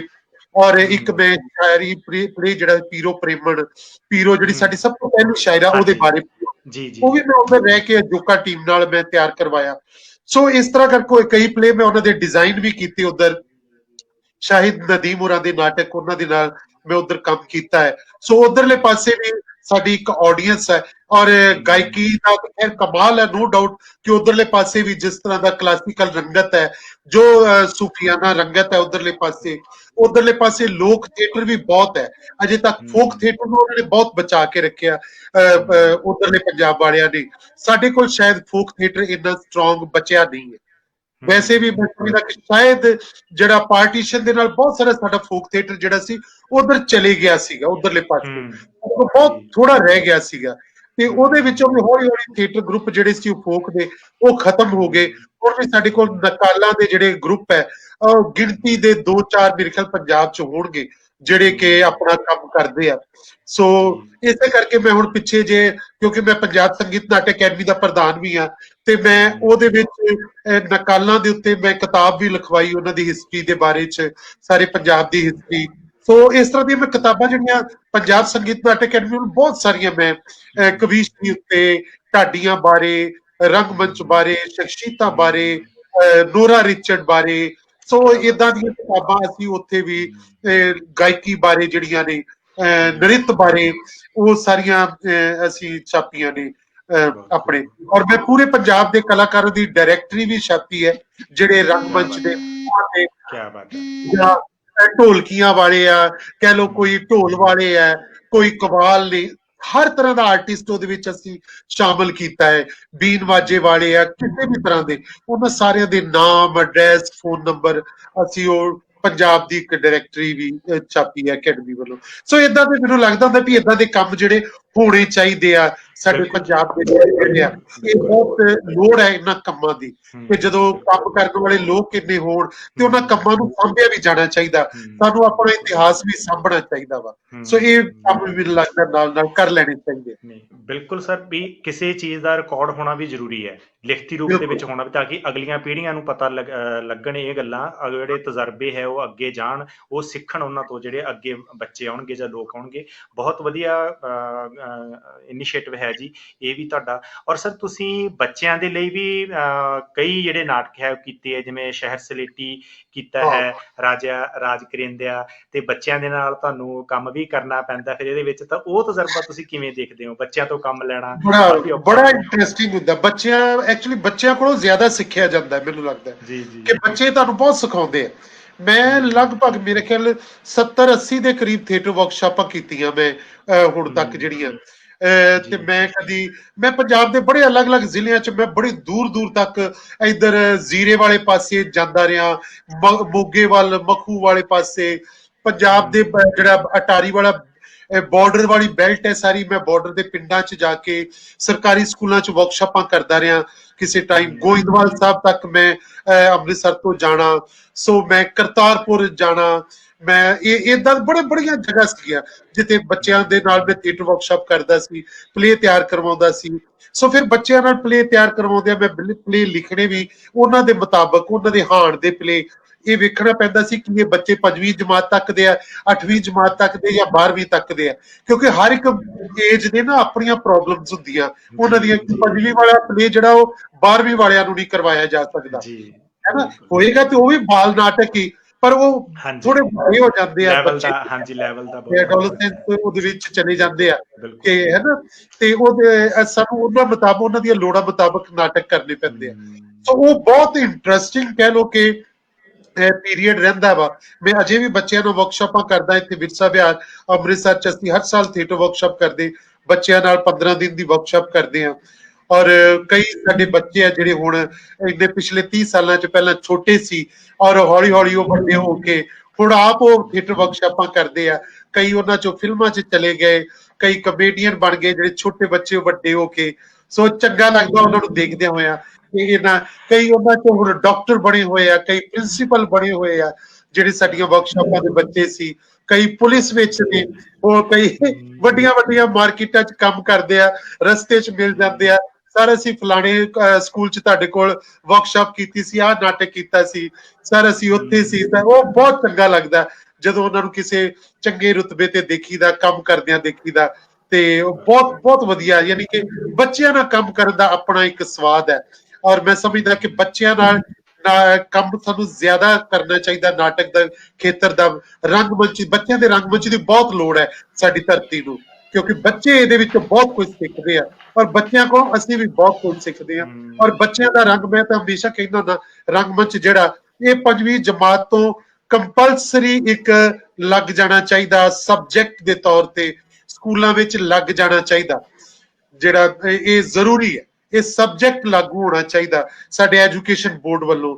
ਇਹ ਜ਼ਰੂਰੀ ਹੈ ਕਿ ਕੰਪਲਸਰੀ ਹੋਵੇ ਬੱਚਿਆਂ ਲਈ ਰੰਗਮੰਚ ਕਰਨਾ। ਉਹਦੇ ਵਿੱਚ ਬਹੁਤ ਕੁਝ ਸਭ ਗੁੱਸੇ ਗਿਲੇ ਬੱਚੇ ਜਿਹੜੇ ਆ ਨਾ ਅੱਜ ਕੱਲ, ਜੋ ਕੁਝ ਤੁਸੀਂ ਦੇਖਦੇ ਹੋ ਬਾਹਰ, ਕੁਝ ਚਾਕੂ ਛੁਰੀਆਂ ਨਸ਼ੇ ਇਹ ਉਹ, ਜਿਹੜਾ ਥੀਏਟਰ ਦਾ ਬੱਚਾ ਹੋਏਗਾ ਕਦੀ ਇਹਨਾਂ ਗਲਤ ਚੀਜ਼ਾਂ ਵੱਲ ਨਹੀਂ ਜਾਏਗਾ। ਤੁਸੀਂ ਕਿਤੇ ਵੀ ਥੀਏਟਰ ਵਾਲਿਆਂ ਦੀ ਐਗਜ਼ਾਮਪਲ ਦੇਖ ਲਓ, ਥੀਏਟਰ ਨੇ ਬਹੁਤ ਬਚਾ ਕੇ ਰੱਖਿਆ ਯੰਗ ਲੋਕਾਂ ਨੂੰ ਨਸ਼ਿਆਂ ਤੋਂ ਔਰ ਅਜਿਹੀ ਲੜਾਈ ਪੜ੍ਹਾਈ ਤੋਂ ਬਹੁਤ ਬਚਾ ਕੇ ਰੱਖਿਆ। ਸੋ ਇਸ ਕਰਕੇ ਮੈਂ ਸਮਝਦਾ ਕਿ ਬੱਚਿਆਂ ਦੇ ਲਈ ਸਬਜੈਕਟ ਹੋਣਾ ਚਾਹੀਦਾ, ਰੰਗਮੰਚ ਜਿਹੜਾ ਹੈ ਕੰਪਲਸਰੀ ਸਬਜੈਕਟ ਹੋਣਾ ਚਾਹੀਦਾ। ਜੀ ਜੀ ਸਰ, ਬਿਲਕੁਲ ਬਹੁਤ ਵਧੀਆ। ਬਹੁਤ ਹੀ ਅੱਛੀ ਗੱਲ ਜਿਹੜੀ ਹੈਗੀ ਆ ਸਰ ਤੁਸੀਂ ਸਾਡੇ ਨਾਲ ਸਾਂਝੀ ਕੀਤੀ ਹੈ ਕਿ ਜਦੋਂ ਚੰਗੀਆਂ ਚੀਜ਼ਾਂ ਪੜ੍ਹਨਗੇ ਬੱਚੇ, ਇਨਵੋਲਵ ਰਹਿਣਗੇ ਚੰਗੇ ਕੰਮਾਂ ਦੇ ਵਿੱਚ, ਤਾਂ ਗਲਤ ਪਾਸੇ ਵੱਲ ਉਹਨਾਂ ਦਾ ਜਿਹੜਾ ਹੈਗਾ ਰੁਝਾਨ ਹੀ ਨਹੀਂ ਹੋਏਗਾ, ਹੈ ਨਾ ਜੀ। ਹਾਂ ਤਾਂ ਬਹੁਤ ਖੂਬ। ਤਾਂ ਸਰ ਜਿਵੇਂ ਤੁਹਾਡੇ ਪਲੇਸ ਦੀ ਗੱਲ ਕਰੀਏ, ਹੈ ਨਾ, ਨਾਟਕਾਂ ਦੀ ਗੱਲ ਕਰੀਏ, ਮਾਵਾਂ, ਅੱਜ ਤਾਂ ਸੁਪਨੇ ਸੁਲਗਦੇ, ਧੁਖਦਾ ਰੋ, ਰਾਜਿਆ, ਰਾਜ ਕਰਿੰਦੇ ਆ। ਹਾਂਜੀ, ਜਜ਼ਬਿਆਂ ਦੇ ਆਰ ਪਾਰ। ਤੇ ਤੁਸੀਂ ਸਰ ਆਪਣੇ ਨਾਟਕ ਕਰਦੇ ਹੋ, ਤੇ ਤੁਸੀਂ ਦੂਸਰਿਆਂ ਸਾਡੇ ਨਾਟਕਕਾਰਾਂ ਦੇ ਨਾਟਕ ਵੀ ਕਰਦੇ ਹੋ, ਜਿਵੇਂ ਤਸਵੀਰਾਂ ਦੀ ਆਪਾਂ ਗੱਲ ਹਾਂ ਕਰੀਏ, ਉਹ ਸਵਰਾਜ ਵੀਰ ਹਰਾਂ ਦਾ ਲਿਖਿਆ ਹੋਇਆ ਹੈ ਨਾ ਜੀ। ਤਾਂ ਸਰ ਤੁਸੀਂ ਹੋਰ ਕਿਹੜੇ ਕਿਹੜੇ ਮਤਲਬ ਨਾਟਕਕਾਰਾਂ ਦੇ ਨਾਟਕਾਂ ਜਿਹੜੇ ਹੈਗੇ ਆ ਮੰਚ ਤੇ? ਬਹੁਤ ਸਾਰੇ ਮੇਰੇ ਆਪਣੇ ਸਗੋਂ ਲਿਖੇ ਹੋਏ, ਮੈਂ ਜਿਹੜੇ ਆ ਕਿ ਜਿੰਨੇ ਕਿ ਮੈਂ ਲਿਖੇ ਉਹ ਤਾਂ ਕਰਨੇ ਸੀ, ਪਰ ਮੇਰੇ ਉਨੇ ਜੀ ਨਹੀਂ ਹੈ। ਮੈਂ ਜੇਕਰ 250 ਨਾਟਕ ਦੀ ਨਿਰਦੇਸ਼ਨਾ ਦਿੱਤੀ ਹੈ ਤੇ ਉਹਦੇ ਵਿੱਚੋਂ 225 ਨਾਟਕ ਦੂਜਿਆਂ ਦੇ ਹੀ ਨੇ, ਉਹ ਸਾਰੇ ਮੇਰੇ ਨਹੀਂ। ਮੈਂ ਬਾਕੀ ਜਿਹੜੇ 225 ਨਾਟਕ ਕਹਿ ਲਓ ਕਿ ਉਹਦੇ ਵਿੱਚੋਂ ਸਵਰਾਜ ਵੀਰ ਹੋਰਾਂ ਦੇ ਮੈਂ ਸਾਰੇ ਖੇਡੇ। 18-19 ਨਾਟਕ ਹੈ ਡਾਕਟਰ ਸਵਰਾਜ ਵੀਰ ਹੋਰਾਂ ਦੇ ਲਿਖੇ ਹੋਏ, ਉਹ ਮੈਂ ਖੇਡੇ ਆ। ਮੈਂ ਪੰਜਾਬੀ ਦੇ ਜਿਹੜੇ ਕਹਾਣੀਕਾਰ ਆ ਉਹਨਾਂ ਦੀ ਕਹਾਣੀਆਂ ਦਾ ਮੰਚਨ ਬਹੁਤ ਕੀਤਾ, ਲਗਭਗ 100 ਕਹਾਣੀਆਂ ਨੂੰ ਮੈਂ ਮੰਚਿਤ ਕੀਤਾ ਹੋਏਗਾ। ਕਿਆ ਬਾਤ ਮੈਂ ਅੰਮ੍ਰਿਤਾ ਪ੍ਰੀਤਮ ਦਾ ਨਾਵਲ, ਗੁਰਦਿਆਲ ਸਿੰਘ ਦਾ ਨਾਵਲ ਪਰਸਾ, ਔਰ ਮੈਂ ਦਲੀਪ ਕੌਰ ਟਿਵਾਣਾ ਦਾ ਇਹ ਹਮਾਰਾ ਜੀਵਨਾ, ਅੰਮ੍ਰਿਤਾ ਪ੍ਰੀਤਮ ਦਾ ਪਿੰਜਰ, ਬਲਦੇਵ ਸਿੰਘ ਦਾ ਲਾਲ ਬੱਤੀ, ਯਾਨੀ ਇਹੋ ਜਿਹੀਆਂ ਮੈਂ ਚੀਜ਼ਾਂ ਜਿਹੜੀਆਂ ਸੀ। ਮੈਂ ਗੋਰਕੀ ਦਾ ਮਦਰ ਜਿਹੜਾ ਨਾਵਲ ਬਹੁਤ ਦੁਨੀਆ ਦਾ ਵੱਡਾ ਫੇਮਸ ਨਾਵਲ ਹੈ, ਉਹਨੂੰ ਕੀਤਾ ਹੋਇਆ। ਮੈਂ ਬ੍ਰੈਖਟ ਦੇ ਜਿਹੜੇ ਨਾਟਕ ਹੈ ਪੰਜਾਬੀ ਚ ਕੀਤੇ ਨੇ। ਮੈਂ ਸ਼ੇਕਸਪੀਅਰ ਦਾ ਕਿੰਗ ਲੀਅਰ ਪੰਜਾਬੀ ਚ ਕੀਤਾ ਹੈ, ਔਰ ਮੈਂ ਲੋਰਕਾ ਦਾ ਜਿਹੜਾ ਕਿ ਉਹਨੂੰ ਮੈਂ ਬਲੱਡ ਵੈਡਿੰਗ ਨੂੰ ਪੰਜਾਬੀ ਦੇ ਵਿੱਚ ਕੀਤਾ ਹੋਇਆ। ਮੈਂ ਗਰੀਸ਼ ਕਰਨਾੜ ਦਾ ਤੁਗਲਕ ਪੰਜਾਬੀ ਚ ਕੀਤਾ। ਮੈਂ ਜਿਹੜੇ ਕਹਿ ਲੋ ਅੰਧਾ ਯੁੱਗ ਧਰਮਵੀਰ ਭਾਰਤੀ ਦਾ ਹਿੰਦੀ ਦਾ, ਉਹ ਬਹੁਤ ਗ੍ਰੇਟ ਪਲੇਅਰ, ਉਹ ਵੀ ਮੈਂ ਪੰਜਾਬੀ ਵਿੱਚ ਕੀਤਾ ਹੋਇਆ। ਜੈਵੰਤ ਦਲਵੀ ਦਾ ਮਰਾਠੀ ਨਾਟਕ ਹੈ ਸੰਧਿਆ ਛਾਇਆ, ਉਹਨੂੰ ਮੈਂ ਪੰਜਾਬੀ ਚ ਤਰਕਾਲਾਂ ਦੇ ਨਾਮ ਹੇਠ ਕੀਤਾ। ਬਲਵੰਤ ਗਾਰਗੀ ਦੇ ਮੈਂ ਬਹੁਤ ਸਾਰੇ ਨਾਟਕ ਖੇਡਿਆ, ਗੁਰਸ਼ਨ ਭਾਜੀ ਦੇ ਖੇਡਿਆ ਮੈਂ। ਹੋਰ ਵੀ ਬਹੁਤ ਸਾਰੇ ਕਹਿ ਲੋ ਕਿ ਜਿੰਨੇ ਕਈ ਨਵੇਂ ਨਾਟਕਕਾਰ ਨੇ ਜਿਨ੍ਹਾਂ ਦੇ, ਭਾਵੇਂ ਉਹ ਡਾਕਟਰ ਸਾਹਿਬ ਸਿੰਘ ਹੈ, ਕਈ ਸਾਡੇ ਹੋਰ ਲੇਖਕ ਨੇ, ਮੈਂ ਉਹਨਾਂ ਕੋਲੋਂ ਮੈਂ ਆਪ ਕਹਿ ਕੇ ਨਾਟਕ ਲਿਖਵਾ ਲੈਂਦਾ ਵਾ ਕਿ ਮੈਨੂੰ ਇਸ ਤਰ੍ਹਾਂ ਦਾ ਨਾਟਕ ਚਾਹੀਦਾ ਵਾ, ਉਹ ਵੀ ਮੈਂ ਨਾਟਕ ਖੇਡੇ ਆ। ਸੋ ਮੈਂ ਇਸ ਤਰ੍ਹਾਂ ਮੈਂ ਕਿਸੇ ਇੱਕ ਕਹਿ ਲੋ ਕਿ ਨਾਵਲ ਮੈਂ ਕਵਿਤਾ ਦਾ ਮੰਚਨ ਕੀਤਾ। ਆਪਣੇ ਡਾਕਟਰ ਸੁਰਜੀਤ ਪਾਤਰ ਹੋਰਾਂ ਦੀ ਕਵਿਤਾ ਦਾ ਮੰਚਨ ਕੀਤਾ, ਬਿਰਖ ਅਰਜ਼ ਕਰੇ। ਪਾਸ਼ ਦੀ ਕਵਿਤਾ ਦਾ ਮੰਚਨ ਕੀਤਾ, ਸ਼ਿਵ ਕੁਮਾਰ ਬਟਾਲਵੀ ਦਾ ਕੀਤਾ ਮੰਚਨ, ਹਾਸ਼ਮ ਸ਼ਾਹ ਦੀ ਕਵਿਤਾ ਦਾ ਮੰਚਨ ਕੀਤਾ। ਮੈਂ ਵਾਰਿਸ ਸ਼ਾਹ ਦੀ ਹੀਰ ਨੂੰ ਮੈਂ ਬੜੀ ਮੰਚਿਤ ਕੀਤਾ। ਵਾਰਿਸ ਸ਼ਾਹ ਦੀ ਹੀਰ ਨੂੰ ਮੈਂ ਉਹਨੂੰ ਬਾਰ ਕੀਤਾ। ਮੈਂ ਡਾਕਟਰ ਸ਼ਹਿਨਯਾਰ ਦੇ ਨਾਟਕ ਖੇਡੇ ਹੋਏ ਨੇ ਸਟੇਜ ਦੇ ਉੱਤੇ। ਸੋ ਏਦਾਂ ਬੜੀ ਲੰਬੀ ਕਹਿ ਲੋ ਕਿ ਲਿਸਟ ਹੈ ਜਿਹੜੇ ਮੇਰੇ ਖੇਡੇ ਹੋਏ ਨਾਟਕਾਂ ਦੀ। ਤੇ ਬਿਲਕੁਲ ਜੀ ਵੀ ਸਿਰਫ ਲੇਖਕਾਂ ਦੇ ਨਹੀਂ ਜੀ, ਮਤਲਬ ਅਲੱਗ-ਅਲੱਗ ਵਿਧਾਵਾਂ ਦੇ ਵੀ ਜਿਹੜਾ ਹੈਗਾ ਤੁਸੀਂ ਉਹਨਾਂ ਨੂੰ ਵੀ ਨਾਟਕਾਂ ਦੇ ਵਿੱਚ ਕਨਵਰਟ ਕਰ ਲਿਆ। ਫਿਲਮ ਸਕ੍ਰਿਪਟ, ਮੈਂ ਕੈਫੀ ਆਜ਼ਮੀ ਦੀ ਫਿਲਮ ਸਕ੍ਰਿਪਟ ਨੂੰ ਵੀ ਮੰਚਿਤ ਕੀਤਾ ਹੋਇਆ। ਮੈਂ ਪੇਂਟਿੰਗ ਨੂੰ ਮੰਚਿਤ ਕੀਤਾ, ਪੇਂਟਿੰਗ ਵੈਨ ਗੌਗ ਔਰ ਮਿਊਨਿਕ ਦੀਆਂ ਪੇਂਟਿੰਗਸ, ਡਾਲੀ ਦੀਆਂ ਪੇਂਟਿੰਗਸ ਨੂੰ ਲੈ ਕੇ ਮੈਂ ਉਹਨਾਂ ਨੂੰ ਵੀ ਮੰਚਿਤ ਕੀਤਾ ਹੋਇਆ। ਉਹਨਾਂ ਨੂੰ ਡਰਾਮਾਟਾਈਜ਼ ਕੀਤਾ ਕਿ ਇੱਕ ਪੇਂਟਿੰਗ ਦੇ ਅੰਦਰ ਕੋਈ ਨਾਟਕ ਕਿੱਦਾਂ ਹੁੰਦਾ ਹੈ ਨਾ, ਕਿ ਇੱਕ ਕ੍ਰੀਏਟੀਵਿਟੀ ਦੂਜੀ ਕ੍ਰੀਏਟੀਵਿਟੀ ਦੇ ਵਿੱਚ ਸ਼ਿਫਟ ਕਿੱਦਾਂ ਹੁੰਦੀ ਹੈ, ਟ੍ਰਾਂਸਫਰ ਕਿੱਦਾਂ ਹੁੰਦੀ ਹੈ। ਉਸ ਤਰ੍ਹਾਂ ਦੇ ਕਈ ਐਕਸਪੈਰੀਮੈਂਟ ਕੀਤੇ ਹੋਏ ਨੇ। ਰੀਸੈਂਟਲੀ ਇੱਕ ਪਲੇ ਕੀਤਾ ਜਿਹੜਾ ਮੈਂ 4 ਦਿਨ ਪਹਿਲਾਂ ਅਜੇ ਕੀਤਾ ਹੈ, ਗਦਰੀ ਬਾਬਿਆਂ ਦੇ ਮੇਲੇ ਤੇ, ਅੱਗ ਦੀ ਛਾਈ ਦਾ ਗੀਤ ਹੈ। ਤੇ ਉਹ ਜਿਹੜਾ ਨਾਟਕ ਹੈ ਉਹ ਮੈਂ ਆਪਣਾ ਡਾਕਟਰ ਸਵਰਾਜ ਵੀਰ ਹੋਰੀਆਂ ਦੇ ਜਿਹੜੀ ਪੰਜਾਬੀ ਟ੍ਰਿਬਿਊਨ ਚੋਂ ਸੰਪਾਦਕੀ ਲਿਖਦੇ ਆ, ਉਹਨਾਂ ਦੀਆਂ 2 ਸੰਪਾਦਕੀਆਂ ਨੂੰ ਆਧਾਰ ਬਣਾ ਕੇ ਮੈਂ ਨਾਟਕ ਬਣਾਇਆ। ਸੋ ਉਹ ਵੀ ਮੈਂ ਦੂਜਿਆਂ ਨਾਲ ਗੱਲ ਕਰਦਾ ਹੱਸ ਰਿਹਾ, ਮੈਂ ਕਿਹਾ ਇਹੋ ਹੀ ਰਹਿ ਗਿਆ ਸੀ ਕਿ ਸੰਪਾਦਕੀ ਨੂੰ ਉਹ ਵੀ ਕਰ ਲਿਆ ਹੁਣ। ਬਿਲਕੁਲ ਜੀ, ਬਿਲਕੁਲ, ਬਹੁਤ ਖੂਬ। ਤਾਂ ਇਹ ਹੈ ਸਰ ਦਰਅਸਲ ਕਿ ਤੁਸੀਂ ਰੰਗਮੰਚ ਨੂੰ ਜਿਉਂਦੇ ਹੋ। ਇੱਕ ਹੁੰਦਾ ਕੰਮ ਕਰਨਾ ਕਿਸੇ ਚੀਜ਼ ਦਾ, ਹੈ ਨਾ, ਉਸਨੂੰ ਇੱਕ ਐਜ਼ ਏ ਕੰਮ ਦੇ ਤੌਰ ਤੇ ਜਾਂ ਪੇਸ਼ੇ ਦੇ ਤੌਰ ਤੇ ਦੇਖਣਾ। ਤੁਸੀਂ ਮੈਨੂੰ ਲੱਗਦਾ ਜਾਗਦੇ, ਸੌਂਦੇ, ਖਾਂਦੇ ਪੀਂਦੇ ਜਿਹੜਾ ਹੈਗਾ ਰੰਗਮੰਚ। ਕਿਆ ਬਾਤ ਹੈ, ਬਹੁਤ ਖੂਬ। ਤਾਂ ਹੀ ਇੰਨੀਆਂ ਚੀਜ਼ਾਂ ਨੂੰ ਤੁਸੀਂ ਜਿਹੜਾ ਹੈਗਾ ਉਹ ਸੰਭਾਲ ਸਕਦੇ ਹੋ ਔਰ ਕਰ ਸਕਦੇ ਹੋ। ਇੱਕ ਸਰ ਥੋੜੀ ਜਿਹੀ ਮੈਂ ਇੱਥੇ ਟੈਕਨੀਕ ਦੀ ਗੱਲ ਵੀ ਕਰਨਾ ਚਾਹੂੰਗਾ ਕਿ ਜਦੋਂ ਤੁਸੀਂ ਸਟੇਜ ਤੇ ਮੰਚਿਤ ਕਰਦੇ ਹੋ ਨਾਟਕਾਂ ਨੂੰ, ਤਾਂ ਤੁਸੀਂ ਕਿਸ ਤਰੀਕੇ ਦੀਆਂ, ਕਿਉਂਕਿ ਅੱਜ ਕੱਲ੍ਹ ਦੇਖੋ ਇੱਕ ਤੁਹਾਡੇ ਕੋਲੇ ਤਜਰਬਾ ਹੈ ਗੁਰਸ਼ਰਨ ਸਿੰਘ ਜੀ ਹੋਰਾਂ ਦਾ, ਉਹਨਾਂ ਦੇ ਨਾਲ ਤੁਸੀਂ ਰਹੇ, ਟ੍ਰੇਨਿੰਗ ਲਈ ਬਹੁਤ ਕੁਝ ਸਿੱਖਿਆ, ਫਿਰ ਤੁਸੀਂ NLCD ਦੇ ਵਿੱਚ ਜਿਹੜਾ ਹੈਗਾ ਗਏ, ਫਿਰ ਹੁਣ ਸਮੇਂ ਦੇ ਬਦਲਣ ਦੇ ਨਾਲ ਲਾਈਟ ਐਂਡ ਸਾਊਂਡ ਦਾ ਆ ਗਿਆ, ਪਿੱਛੇ ਰੰਗ ਬਿਰੰਗੇ ਪਰਦਿਆਂ ਦਾ ਆ ਗਿਆ, ਅੱਗੇ ਸਿਰਫ ਕਾਲੇ ਪਰਦੇ ਹੁੰਦੇ ਸੀ, ਇਹ ਸਾਰਾ ਕੁਛ। ਤਾਂ ਇਹਨਾਂ ਚੀਜ਼ਾਂ ਨੂੰ ਤੁਸੀਂ ਕਿਵੇਂ ਯੂਟੀਲਾਈਜ਼ ਕਰਦੇ ਹੋ, ਕਿਵੇਂ ਵਰਤਦੇ ਹੋ, ਕੀ ਕੁਛ ਤੁਸੀਂ ਨਵਾਂ ਕੱਢ ਕੇ ਲੈ ਕੇ ਆਉਂਦੇ ਹੋ, ਉਹ ਵੀ ਪਲੀਜ਼ ਸਾਡੇ ਨਾਲ। ਜੀ ਕਿਉਂਕਿ ਮੇਰੀ ਟ੍ਰੇਨਿੰਗ ਇਦਾਂ ਦੀ ਹੈ ਸਾਰੀ ਜਿਹੜੀ ਹੈ national school of drama the, actually ਮੈਂ ਨਾ ਹਰ ਇੱਕ ਚੀਜ਼ ਨੂੰ ਬਹੁਤ ਥੀਏਟ੍ਰਿਕਲ ਹੈਂਡਲ ਦੀ ਤਰ੍ਹਾਂ ਥੀਏਟ੍ਰਿਕਲੀ ਹੈਂਡਲ ਕਰਦਾ ਚੀਜ਼ਾਂ ਨੂੰ, ਕਿ ਜਿਹੜੀ ਰੰਗਮੰਚ ਵਿਧਾ ਹੈ, ਤੇ ਮੈਂ ਸਮਝਦਾ ਕਿ ਲੋਕਾਂ ਦਾ ਜਿਹੜਾ ਦਰਸ਼ਕਾਂ ਦਾ ਸੋਝ ਸਵਾਦ ਜਿਹੜਾ ਉਹ ਵੀ ਬਣਿਆ ਰਹਿਣਾ ਚਾਹੀਦਾ। ਰੰਗਮੰਚ ਬਿਲਕੁਲ ਵੇਖਣ ਵਾਲੀ ਚੀਜ਼ ਹੋਵੇ, ਸੁਣਨ ਵਾਲੀ ਹਮ, ਚੀਜ਼ ਨਾ ਹੋਵੇ, ਕਿ ਜੀ ਸਿਰਫ ਜੀ ਉਹ ਜੀ ਡਾਇਲੌਗ ਸੁਣਨ ਨਾ ਆਉਣ। ਮੈਂ ਜਦੋਂ ਨਾਟਕ ਨੂੰ ਡਿਜ਼ਾਈਨ ਕਰਦਾ ਵਾਂ, ਤਾਂ ਮੈਂ ਸਮਝਦਾ ਕਿ ਮੇਰੇ ਨਾਟਕ ਦੇ ਸੈੱਟ ਦੇ ਵਿੱਚ ਵੀ ਜਿਹੜੇ ਆ ਸੈੱਟ ਵੀ ਬੋਲਦਾ ਹੋਣਾ ਚਾਹੀਦਾ, ਕਾਸਟਿਊਮ ਵੀ ਬੋਲਣੇ ਚਾਹੀਦੇ ਆ, ਲਾਈਟ ਵੀ ਬੋਲਣੀ ਚਾਹੀਦੀ, ਮੇਕਅਪ ਵੀ ਬੋਲਣਾ ਚਾਹੀਦਾ, ਜਿਹੜੇ ਉਹਨਾਂ ਨੇ ਆਪਣੇ ਜੁਐਲਰੀ ਪਾਈ ਹੋਈ ਹੈ ਕਲਾਕਾਰਾਂ ਨੇ, ਉਹ ਵੀ ਬੋਲਣੀ ਚਾਹੀਦੀ ਆ, ਉਹ ਵੀ ਐਕਟਿੰਗ ਬਿਲਕੁਲ ਸਹੀ ਕਰਦੇ ਆ। ਤਾਂ ਇਹ ਹਮ, ਹਰ ਇੱਕ ਚੀਜ਼ ਜਿਹੜੀ ਆ ਉਹ ਬੋਲਦੀ ਹੋਣੀ ਚਾਹੀਦੀ ਹੈ ਉਹਦੇ ਵਿੱਚ। ਸੋ ਮੈਂ ਉਹਨਾਂ ਚੀਜ਼ਾਂ ਨੂੰ ਇਸ ਤਰ੍ਹਾਂ ਟੈਕਨੀਕਲੀ ਯੂਜ਼ ਕਰਦਾ ਵਾਂ। ਸੋ ਮੈਂ ਲਾਈਟ ਨੂੰ ਡਿਜ਼ਾਈਨ ਕਰਦਾ ਵਾਂ, ਮੈਂ ਫੈਬਰਿਕ ਬਹੁਤ ਸਾਰਾ ਯੂਜ਼ ਕਰਦਾ ਥੀਏਟਰ ਦੇ ਵਿੱਚ, ਮੈਂ ਆਪਣੇ ਨਾਟਕਾਂ ਨੂੰ ਡਿਜ਼ਾਈਨ ਕਰਨ ਲੱਗਿਆ। ਸੋ ਮੈਂ ਜਿੱਥੋਂ ਮੈਨੂੰ ਕੋਈ ਚੰਗਾ ਫੈਬਰਿਕ ਮੈਨੂੰ ਲੱਗਦਾ ਵੀ ਇਹ ਮੇਰੇ ਨਾਟਕ ਦੇ ਮੁਤਾਬਕ ਸਹੀ ਹੈ, ਮੈਂ ਉੱਥੋਂ ਚੁੱਕ ਲੈਂਦਾ, ਮੈਂ ਉਹਨੂੰ ਉਸੇ ਤਰ੍ਹਾਂ ਹੀ ਡਿਜ਼ਾਈਨ ਕਰਦਾ। ਔਰ ਮੈਂ ਕਿਉਂਕਿ ਮੈਂ ਟਰੈਵਲ ਤੇ ਬਹੁਤ ਰਹਿੰਦਾ, ਬਹੁਤ ਜ਼ਿਆਦਾ ਟਰੈਵਲਿੰਗ ਹੁੰਦੀ ਹੈ ਸਾਡੀ, ਅਸੀਂ ਬਹੁਤ ਇੱਕ ਤੋਂ ਦੂਜੀ ਸਟੇਟ ਵਿੱਚ ਜਾਂਦੇ ਆ, ਹਰ ਰੋਜ਼ ਹੀ ਕਹ ਲੋ ਕਿ ਨਾਟਕ ਕਰ ਰਹੇ ਹੁੰਦੇ ਕਿਤੇ ਨਾ ਕਿਤੇ। ਤੇ ਇਸ ਕਰਕੇ ਅਸੀਂ ਆਪਣੇ ਨਾਟਕ ਨੂੰ ਇਦਾਂ ਡਿਜ਼ਾਈਨ ਕਰਦੇ ਆ ਕਿ ਜਿਹੜਾ ਸਾਡਾ ਡਿਜ਼ਾਈਨ, ਸਾਨੂੰ ਸੈੱਟ ਬਹੁਤਾ ਨਾ ਚੁੱਕਣਾ ਪਵੇ, ਪਰ ਜਦੋਂ ਸੈੱਟ ਅਸੀਂ ਜਾ ਕੇ ਲਗਾਈਏ ਤੇ ਉਹ ਇਦਾਂ ਲੱਗੇ ਕਿ ਬਹੁਤ ਵੱਡੀ ਦੁਨੀਆ ਇੱਕ ਸਾਡੇ ਸਾਹਮਣੇ ਆ ਗਈ ਹੈ। ਸੋ ਜਦੋਂ ਮੈਂ ਨਾਟਕ ਨੂੰ ਦਿਖਾਉਣਾ, ਤਾਂ ਮੈਨੂੰ ਇਦਾਂ ਲੱਗਦਾ ਕਿ ਮੇਰਾ ਜਿਹੜਾ ਨਾਟਕ ਦਰਸ਼ਕ ਦੇਖਣ, ਤੇ ਉਹਨਾਂ ਨੂੰ ਇਦਾਂ ਲੱਗੇ ਕਿ ਉਹ ਕੋਈ ਪੇਂਟਿੰਗ ਦੇਖਦੇ ਪਏ ਆ, ਉਹਦੇ ਜਿਹੜੇ ਮੇਰੇ ਪਾਤਰ ਹੈ ਕਿਸੇ ਪੇਂਟਿੰਗ ਦੇ ਵਿੱਚ ਤੁਰੇ ਫਿਰਦੇ ਪਏ ਆ, ਕਿਸੇ ਪੇਂਟਿੰਗ ਦੇ ਵਿੱਚ ਖੜੇ ਹੋਏ ਨੇ, ਤੇ ਉਹ ਜਿਹੜੀ ਪੇਂਟਿੰਗ ਹੈ ਉਹ ਵੀ ਕੋਈ ਉਹਨਾਂ ਨੂੰ ਕੋਈ ਮੀਨਿੰਗ ਦੇ ਰਹੀ ਹੈ, ਉਹ ਉਹਦੇ ਲਈ ਵੀ ਸੋਚਣ ਲਈ ਮਜਬੂਰ ਹੋ ਜਾਣ, ਦਰਸ਼ਕ ਵੀ ਮੇਰੇ ਨਾਟਕ ਦਾ ਹਿੱਸਾ ਬਣ ਜਾਵੇ। ਸੋ ਮੈਂ ਇਸ ਤਰ੍ਹਾਂ ਚੀਜ਼ਾਂ ਨੂੰ ਜਿਹੜਾ ਕਿ ਮੈਂ ਰੀਅਲਿਸਟਿਕ ਦੇ ਵਿੱਚ ਮੈਂ ਜ਼ਿਆਦਾ ਯਕੀਨ ਨਹੀਂ ਰੱਖਦਾ, ਕਿ ਰੀਅਲਿਸਟਿਕ ਥੀਏਟਰ ਜਿਹੜਾ ਉਹਦੇ ਵਿੱਚ ਮੈਂ ਬਹੁਤਾ ਯਕੀਨ ਨਹੀਂ ਰੱਖਦਾ।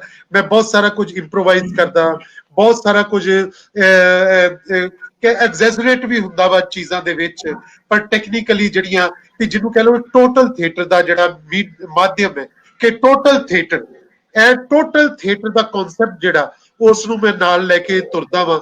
ਉਹ ਮੇਰਾ ਕਹਿ ਲਓ ਕਿ ਆਪਣਾ ਇੱਕ ਕਨਸੈਪਟ ਹੈ ਕਿ ਟੋਟਲ ਥੀਏਟਰ ਜਿਹੜਾ ਨਜ਼ਰ ਆਵੇ ਦਰਸ਼ਕਾਂ ਨੂੰ, ਇਹ ਕਿਆ ਬਾਤ ਮੇਰੇ ਨਾਟਕਾਂ ਦੇ ਵਿੱਚ। ਬਿਲਕੁਲ ਬਹੁਤ ਖੂਬ ਜੀ ਜੀ। ਤੇ ਆਪਾਂ ਹੁਣ ਬਹੁਤ ਥੋੜੀ ਜਿਹੀ ਗੱਲ ਜਿਹੜੀ ਲਾਸਟ ਵਾਲੀ ਕਰ ਸਕੀਏ, ਮੈਨੂੰ ਨਾ ਜੀ ਫੋਨ ਆ ਰਿਹਾ, ਮੈਂ 5 ਵਜੇ ਕਿਤੇ ਪਹੁੰਚਣਾ ਸੀਗਾ ਜੀ।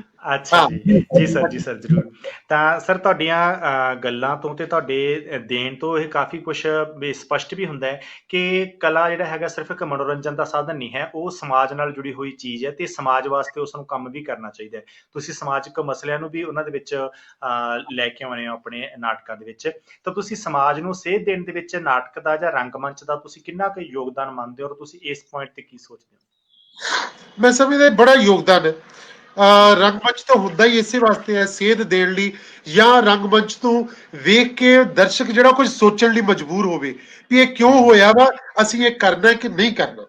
ਮੈਂ ਹੁਣੇ ਰੀਸੈਂਟਲੀ ਕਿਸਾਨ ਜਿੱਥੇ ਧਰਨਾ ਲਾ ਕੇ ਬੈਠੇ ਆ, ਅਸੀਂ ਉੱਥੇ ਨਾਟਕ ਕਰਕੇ ਆਏ, ਹਾੜੀਆਂ ਸੌਣੀਆਂ, ਜੋਗਿੰਦਰ ਬਾਹਰਲੀ ਦਾ ਓਪੇਰਾ ਹੈ, ਉਹ ਅਸੀਂ ਉੱਥੇ ਬੜੀ ਥਾਵਾਂ ਦੇ ਉੱਤੇ ਖੇਡਿਆ। ਔਰ ਉਹ ਮੈਂ ਦੇਖਦਾ ਸੀ ਕਿ ਨਾਟਕ ਦਾ ਐਂਡ ਦੇ ਵਿੱਚ ਜਦੋਂ ਗੀਤ ਗਾਉਂਦੇ ਆ ਸਾਡੇ ਖੇਤ, ਤੇ ਦਰਸ਼ਕ ਨਾਲ ਤੁਰ ਪੈਂਦੇ ਸੀਗੇ, ਕਿ ਉਹਨਾਂ ਨੂੰ ਲੱਗਦਾ ਸੀ ਕਿ ਇਹ ਸਾਡੀ ਗੱਲ ਹੋ ਰਹੀ ਹੈ, ਇਹ ਸਾਡੀ ਜ਼ਮੀਨ ਦੀ ਗੱਲ ਹੋ ਰਹੀ ਹੈ, ਕਿਸਾਨਾਂ ਦੀ ਗੱਲ ਹੋ ਰਹੀ ਹੈ, ਤੇ ਉਹ ਬਿਲਕੁਲ ਝੰਡੇ ਚੁੱਕ ਕੇ ਸਾਡੇ ਨਾਟਕ ਦਾ ਹਿੱਸਾ ਬਣ ਜਾਂਦੇ। ਜੀ ਜੀ ਤੋ ਇਹ ਬਿਲਕੁਲ ਨਾਟਕ ਜਿਹੜਾ ਕਿ ਲੋਕਾਂ ਨੂੰ ਇਦਾਂ ਪ੍ਰਭਾਵਿਤ ਕਰਦਾ। ਮੈਂ ਇੱਕ ਨਸ਼ਿਆਂ ਦੇ ਉੱਤੇ ਨਾਟਕ ਕਰਦਾ ਵਾਂ, ਨਸ਼ਿਆਂ ਦੇ ਖਿਲਾਫ ਹੈ ਸਾਡਾ ਨਾਟਕ, ਇਹ ਯੰਗ ਨੌਜਵਾਨ ਦੀ ਕਹਾਣੀ ਹੈ, ਨੌਜਵਾਨ ਦੀ। ਔਰ ਅਸੀਂ ਉਹ ਇੱਕ ਪਿੰਡ 'ਚ ਨਾਟਕ ਖੇਡ ਰਹੇ ਸੀ, ਉਹ ਨਾਟਕ ਖਤਮ ਹੋਇਆ ਤੇ ਇੱਕ ਬਜ਼ੁਰਗ ਮੇਰੇ ਕੋਲ ਆ ਕੇ ਖੜੇ ਹੋ ਗਿਆ, ਔਰ ਮੈਨੂੰ ਬੜਾ ਗੱਲ ਨਾਲ ਲਾਇਆ ਉਹਨਾਂ, ਤੇ ਮੈਨੂੰ ਕਹਿੰਦੇ ਕਿ ਬੇਟਾ ਜੇ ਤੂੰ ਇਹ ਨਾਟਕ 15 ਕੁ ਦਿਨ ਪਹਿਲਾਂ ਕਰਦਾ ਤੇ ਮੇਰੇ ਮੁੰਡੇ ਨੇ ਬਚ ਜਾਣਾ ਸੀਗਾ, ਹੈਨਾ। ਕਿ ਏਦਾਂ ਦਾ ਪ੍ਰਭਾਵ ਜਿਹੜਾ ਦਰਸ਼ਕਾਂ ਦੇ ਉੱਤੇ ਨਾਟਕ ਜਿਹੜਾ ਛੱਡਦਾ, ਵੀ ਲੋਕਾਂ ਨੂੰ ਲੱਗਦਾ ਵੀ ਹਾਂ ਇਹ ਨਾਟਕ ਜਿਹੜਾ ਇਹ ਸਾਨੂੰ ਬਚਾ ਵੀ ਸਕਦਾ, ਸਾਨੂੰ ਸਮਝਾ ਵੀ ਸਕਦਾ, ਸਾਡੀ ਅੱਗੇ ਗੱਲ ਕਰ ਸਕਦਾ, ਸਾਡੀ ਗੱਲ ਨੂੰ ਸੁਣ ਸਕਦਾ, ਸਾਡੀ ਗੱਲ ਨੂੰ ਕਹਿ ਸਕਦਾ। ਤਾਂ ਇਹ ਰੰਗਮੰਚ ਦਾ ਜਿਹੜਾ ਕਿ ਕਹਿ ਲਓ ਕਿ ਸਾਡੇ ਜਿਹੜੇ ਸਮਾਜਿਕ ਫਿਕਰ ਨੇ ਜਿਹੜੇ, ਉਹ ਸਾਡੇ ਰੰਗਮੰਚ ਦਾ ਜਿਹੜਾ ਹਿੱਸਾ ਬਣਦੇ ਨੇ, ਰੰਗਮੰਚ ਦਾ ਫਿਕਰ ਬਣਦੇ ਨੇ, ਤੇ ਸਮਾਜ ਵਿੱਚ ਅਸੀਂ ਉਹਨਾਂ ਫਿਕਰਾਂ ਨੂੰ ਲੈ ਕੇ ਜਾਂਦੇ ਹਾਂ। ਜੀ ਬਹੁਤ ਖੂਬ ਸਰ। ਬਸ ਲਾਸਟ ਦੀ ਗੱਲ ਕਰਦੇ ਹਾਂ ਜੀ ਆਪਾਂ, ਲਗਭਗ ਆਖਰੀ, ਕਿ ਤੁਸੀਂ ਖੁਦ ਨੂੰ ਮਿਲੇ ਇਨਾਮ ਸਨਮਾਨਾਂ ਤੋਂ ਤੁਸੀਂ ਸੰਤੁਸ਼ਟ ਹੋ? ਤੁਹਾਨੂੰ ਲੱਗਦਾ ਹੈ ਕਿ ਤੁਹਾਡੀ ਕਲਾ ਦਾ ਪੂਰਾ ਮੁੱਲ ਜਿਹੜਾ ਹੈਗਾ ਪੈ ਰਿਹਾ? ਕਿਉਂਕਿ ਸਾਡੇ ਤੌਰ ਤੇ ਤਾਂ ਪੈ ਰਿਹਾ ਹੈ, ਦਰਸ਼ਕਾਂ ਦੇ ਤੌਰ ਤੇ ਪੈ ਰਿਹਾ ਹੈ, ਤੇ ਤੁਸੀਂ ਕਿੰਨਾ ਕੁ ਸੰਤੁਸ਼ਟ ਹੋ, ਕਿੰਨੀ ਕੁ ਨਹੀਂ, ਤਸੱਲੀ ਮੈਨੂੰ ਆਪਣੇ ਕੰਮ ਤੋਂ ਤੇ ਆਪਣੇ ਸਨਮਾਨਾਂ ਤੋਂ? ਜੀ ਜੀ ਜੀ, ਮੈਨੂੰ ਕੰਮ ਤੋਂ ਤਾਂ ਖੈਰ ਸੰਤੁਸ਼ਟ ਇਨਸਾਨ ਹੁੰਦਾ ਨਹੀਂ ਹੈ, ਕਿਉਂਕਿ ਕ੍ਰੀਏਟਿਵ ਜੀ ਫੀਲਡ ਹੈ, ਤੇ ਮੈਨੂੰ ਲੱਗਦਾ ਕਿ ਅਜੇ ਵੀ ਜੀ ਮੈਂ ਬਿਹਤਰੀਨ ਨਾਟਕ ਕਰਨਾ ਹੈ, ਅਜੇ ਤਾਂ ਬਹੁਤ ਬਿਹਤਰੀਨ ਹਮ ਕਰਨਾ ਹੈ। ਇਹ ਗੱਲ ਸ਼ਾਇਦ ਮੈਂ ਹਮ ਜਿੰਨੀ ਦੇਰ ਜੀਂਦਾ ਰਿਹਾ ਉਨੀ ਦੇਰ ਮੈਂ ਕਹਿੰਦਾ ਰਵਾਂਗਾ ਕਿ ਅਜੇ ਬਿਹਤਰੀਨ ਨਾਟਕ ਤਾਂ ਮੈਂ ਕਰਨਾ ਹੈ। ਉਹ ਤਾਂ ਅਜੇ ਮੇਰੇ ਲਈ ਹਮ ਲਿਖਿਆ ਜਾਣਾ, ਮੈਂ ਆਪ ਲਿਖਣਾ ਹੈ, ਉਦਾਂ ਦਾ ਮੈਂ ਬਣਾਉਣਾ ਵਾ, ਉਦਾਂ ਦਾ ਮੈਂ ਜੀ ਕਰਨਾ ਵਾ, ਹੈਨਾ। ਬਿਲਕੁਲ ਤੇ ਦੂਜੇ, ਜਿੱਥੋਂ ਤੱਕ ਇਨਾਮਾਂ ਸਨਮਾਨਾਂ ਦੀ ਗੱਲ ਹੈ, ਮੈਨੂੰ ਬਹੁਤ ਮਿਲਿਆ, ਮੈਂ ਜੀ ਇਸ ਗੱਲ ਦਾ ਕਦੀ ਮੈਨੂੰ ਸ਼ਿਕਵਾ ਵੀ ਨਹੀਂ ਰਹੇਗਾ, ਮੈਨੂੰ ਬਹੁਤ ਮਿਲਿਆ। ਤੇ ਮੈਨੂੰ ਲੱਗਦਾ ਕਿ ਅਜੇ ਹੋਰ ਕਈ ਵੱਡੇ ਅਵਾਰਡ ਹੈ ਜਿਹੜੇ ਕਿ ਮੈਨੂੰ ਮਿਲਣੇ ਚਾਹੀਦੇ ਆ, ਉਹ ਮਿਲ ਹੀ ਜਾਣੇ ਆ, ਅੱਜ ਵੀ ਮਿਲਣਗੇ, ਫਿਰ ਕਿਸੇ ਟਾਈਮ ਮਿਲ ਜਾਣਗੇ ਅਗਾਂਹ ਨੂੰ। ਤੇ ਮੈਨੂੰ ਬਹੁਤ ਵੱਡੇ ਵੱਡੇ ਨਾਵਾਂ ਵਾਲੇ, ਵੱਡੇ ਵੱਡੇ ਨਾਟਕਕਾਰਾਂ ਦੇ ਨਾਮ ਤੇ, ਈਵਨ ਗੁਰਸ਼ਰਨ ਭਾਜੀ ਦੇ ਨਾਮ ਤੇ, ਕਪੂਰ ਸਿੰਘ ਘੁੰਮਣ ਦੇ ਨਾਮ ਤੇ, ਬਲਰਾਜ ਸਾਹਨੀ ਦੇ ਨਾਮ ਤੇ, ਬਲਵੰਤ ਗਾਰਗੀ ਦੇ ਨਾਮ ਤੇ, ਸਫਦਰ ਹਾਸ਼ਮੀ ਦੇ ਨਾਮ ਤੇ ਅਵਾਰਡ ਮਿਲਿਆ, ਸ਼੍ਰੋਮਣੀ ਨਾਟਕਕਾਰ ਦਾ ਅਵਾਰਡ ਮਿਲਿਆ ਮੈਨੂੰ। ਮੇਰੇ ਹੀ ਨੈਸ਼ਨਲ ਸਕੂਲ ਆਫ ਡਰਾਮਾ ਨੇ ਬੁਲਾ ਕੇ ਮੈਨੂੰ ਅਵਾਰਡ ਦਿੱਤਾ, ਬੀਵੀ ਕਾਰੰਤ ਦੇ ਨਾਮ ਦਾ ਅਵਾਰਡ ਦਿੱਤਾ। ਇਹ ਮੇਰੇ ਲਈ ਬਹੁਤ ਵੱਡੀ ਗੱਲ ਸੀ ਕਿ ਜਿਸ ਇੰਸਟੀਚਿਊਟ ਚੋਂ ਮੈਂ ਪੜ੍ਹ ਕੇ ਆਇਆ, ਉਹ ਮੈਨੂੰ ਬੁਲਾ ਕੇ ਮੈਨੂੰ ਸਨਮਾਨਿਤ ਕਰ ਰਿਹਾ, ਮੈਨੂੰ ਅਵਾਰਡ ਦੇ ਰਿਹਾ, ਉਹ ਵੀ ਬੀਵੀ ਕਾਰੰਤ ਦੇ ਨਾਮ ਦਾ, ਮਨੋਹਰ ਸਿੰਘ ਦੇ ਨਾਮ ਦਾ। ਇਹ ਬਹੁਤ ਵੱਡੀ ਗੱਲ ਸੀ। ਮੈਨੂੰ ਨੈਸ਼ਨਲ ਅਵਾਰਡ ਮਿਲਿਆ, ਰਾਸ਼ਟਰਪਤੀ ਕੋਲੋਂ ਅਵਾਰਡ ਮਿਲਿਆ, ਮੈਨੂੰ ਨੈਸ਼ਨਲ ਅਵਾਰਡ ਮਿਲਿਆ। ਸੋ ਮੈਨੂੰ ਇੰਟਰਨੈਸ਼ਨਲ ਅਵਾਰਡ ਮਿਲੇ ਨੇ, ਮੈਨੂੰ ਅਮਰੀਕਾ ਗਵਰਨਮੈਂਟ ਕੋਲੋਂ ਮੈਨੂੰ ਫੋਰਡ ਫਾਊਂਡੇਸ਼ਨ ਦਾ ਅਵਾਰਡ ਮਿਲਿਆ ਹੈ।